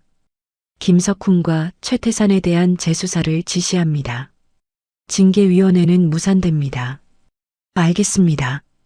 이 검사가 즉시 체포영장 청구 준비에 들어갔습니다. 같은 시각 경찰이 H병원 별관을 급습했습니다. 경찰이다. 모두 손들어. 촬영 세트장을 압수수색하며 도망치려던 가짜 의사와 배우들을 줄줄이 검거했습니다. 저는 돈만 받았을 뿐이에요. 가짜 의사가 손사래를 쳤습니다. 누구한테 돈을 받았어요? 강 변호사한테요. 김석훈 회장 변호사. 병원 중환자실에서는 TV 뉴스 소리에 반응하듯 영식의 손가락이 움찔했습니다. 우리 지원이가 이겼구나. 영식이 희미하게 중얼거렸습니다. 간호사가 깜짝 놀라며 의사를 불렀습니다. 선생님, 환자가 의식을 찾으셨어요. 법원은 새로운 증거들을 검토한 후 김석훈과 최태산의 보석 신청을 기각했습니다. 증거인멸 및 여론 조작의 우려가 매우 큽니다. 판사가 엄중하게 선고했습니다. 구치소에서 김석훈과 최태산은 서로의 멱살을 잡으며 다투었습니다. 이 모든 게 다 내 잘못이야. 김석훈이 소리쳤습니다. 내 잘못? 네가 괜히 조작 영상까지 만들어서. 최태산이 맞받아쳤습니다. 지원이 병원으로 달려가 깨어난 영식의 손을 잡았습니다. 아버님, 정말 다행이에요. 지원아, 우리가 이겼나? 영식이 산소 마스크 너머로 물었습니다. 네, 다 끝났어요. 아버님이 옳았어요. 지원이 참았던 눈물을 터뜨렸습니다. 영식이 지원의 손등을 토닥여줬습니다. 고생했어, 우리 며느리. 병실 밖에서 가족들이 안도하며 서로를 끌어안았습니다. 할아버지 깨어났다. 아이가 기뻐서 뛰어올랐습니다. 며칠 뒤 지원은 정식으로 복직했습니다. 동료들이 박수를 치며 맞아줬습니다. 정말 수고 많았어. 옳은 일한 거야. 지원의 책상에는 시민들이 보낸 응원 꽃바구니가 가득했습니다. 정의를 지켜주셔서 감사합니다. 포기하지 않아서 고마워요. 지원이 창밖을 바라보며 주먹을 꽉 쥐었습니다. 이제 재판만 남았네. 아직 끝나지 않은 재판을 완벽하게 마무리 짓겠다고 다짐했습니다. 정의는 더디지만 결국 승리한다는 것을 증명해 보이겠다고 말이죠. 첫 번째 재판으로부터 1년이 지난 후 서울중앙지법 대법정은 마지막 선고를 기다리는 사람들로 가득 찼습니다. 김석훈과 최태산이 죄수복을 입고 피고인석에 앉아 있었습니다. 판사가 엄숙한 표정으로 선고문을 읽기 시작했습니다. 피고인 김석훈은 40년간에 걸친 불법 정치자금 제공 및 횡령 혐의로 징역 15년에 처한다. 피고인 최태산은 정치자금법 위반 및 직권남용 혐의로 징역 12년에 처한다. 방청석에서 박수가 터져나왔습니다. 또한 불법 은닉재산 전액을 국고로 환수한다. 김석훈과 최태산의 얼굴이 하얗게 질렸습니다. 이건 말이 안 돼. 항소할 거야. 김석훈이 소리쳤지만 이미 늦었습니다. 법정을 나서는 두 사람은 포승줄에 묶인 채 기자들의 카메라 플래시 세례를 받았습니다. 김석훈 회장, 후회되지 않습니까? 최태산 의원, 마지막 할 말 있습니까? 하지만 둘 다 고개를 떨군 채 아무 말도 하지 않았습니다. 호송차에 오르는 그들의 모습은 초라하기 그지없었습니다. 시민들은 계란을 던지며 야유를 보냈습니다. 사기꾼들, 감옥에서 썩어라. 교도소 안에서 한때 회장님 소리를 듣던 김석훈은 다른 수감자들의 빨래를 대신하며 구박을 받는 처지로 전락했습니다. 야, 김석훈, 변기 청소 차례야. 알겠습니다. 김석훈이 고개를 숙이며 대답했습니다. 인과응보였습니다. 지원은 이 사건으로 올해의 검사상을 수상했습니다. 시상식 단상에서 지원이 소감을 말했습니다. 이 상은 제 것이 아닙니다. 용기 있게 진실을 말해주신 아버님과 끝까지 함께해준 동료들의 상입니다. 정치권에서는 지원에게 러브콜을 보냈습니다. 검사님, 정치에 관심 없으세요? 국회의원 출마하시면. 하지만 지원은 정중히 거절했습니다. 저는 수사할 때가 제일 행복합니다. 형사부에 남겠습니다. 건강을 완전히 회복한 영식은 과거의 트라우마를 털어내고 새로운 삶을 시작했습니다. 복지관에서 한글을 모르는 노인들에게 글을 가르치며 봉사하는 일을 하고 있었습니다. 영식 선생님, 이 글자가 뭐예요? 그건 희망이라는 글자야. 희망은 포기하지 않는 사람에게 온다고. 영식이 환하게 웃으며 설명했습니다. 화창한 봄날 주말, 지원과 영식 가족은 사건의 시작이었던 그 호텔 뷔페를 다시 찾았습니다. 호텔 지배인이 알아보고 다가왔습니다. 검사님, 정말 오랜만입니다. VIP 룸으로 안내해 드릴까요? 영식이 웃으며 손사래를 쳤습니다. 아니에요. 사람 구경하기 좋은 홀이 더 편해요. 할아버지가 멋있어서 그런가 봐요. 지원의 딸이 영식의 팔뚝을 꼬집었습니다.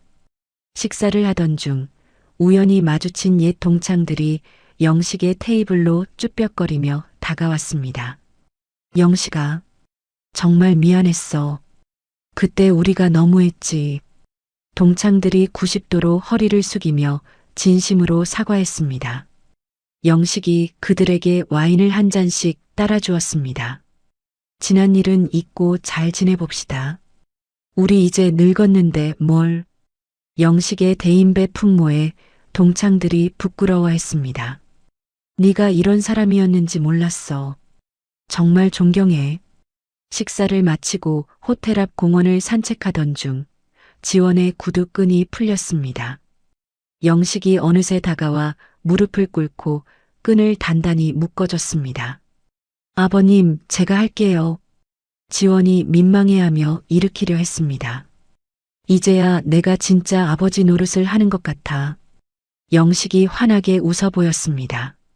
지원이 그런 시아버지를 일으켜 팔짱을 꼈습니다. 두 사람은 흩날리는 벚꽃길을 걸으며 따뜻한 봄 햇살을 만끽했습니다. 아버님, 행복하세요?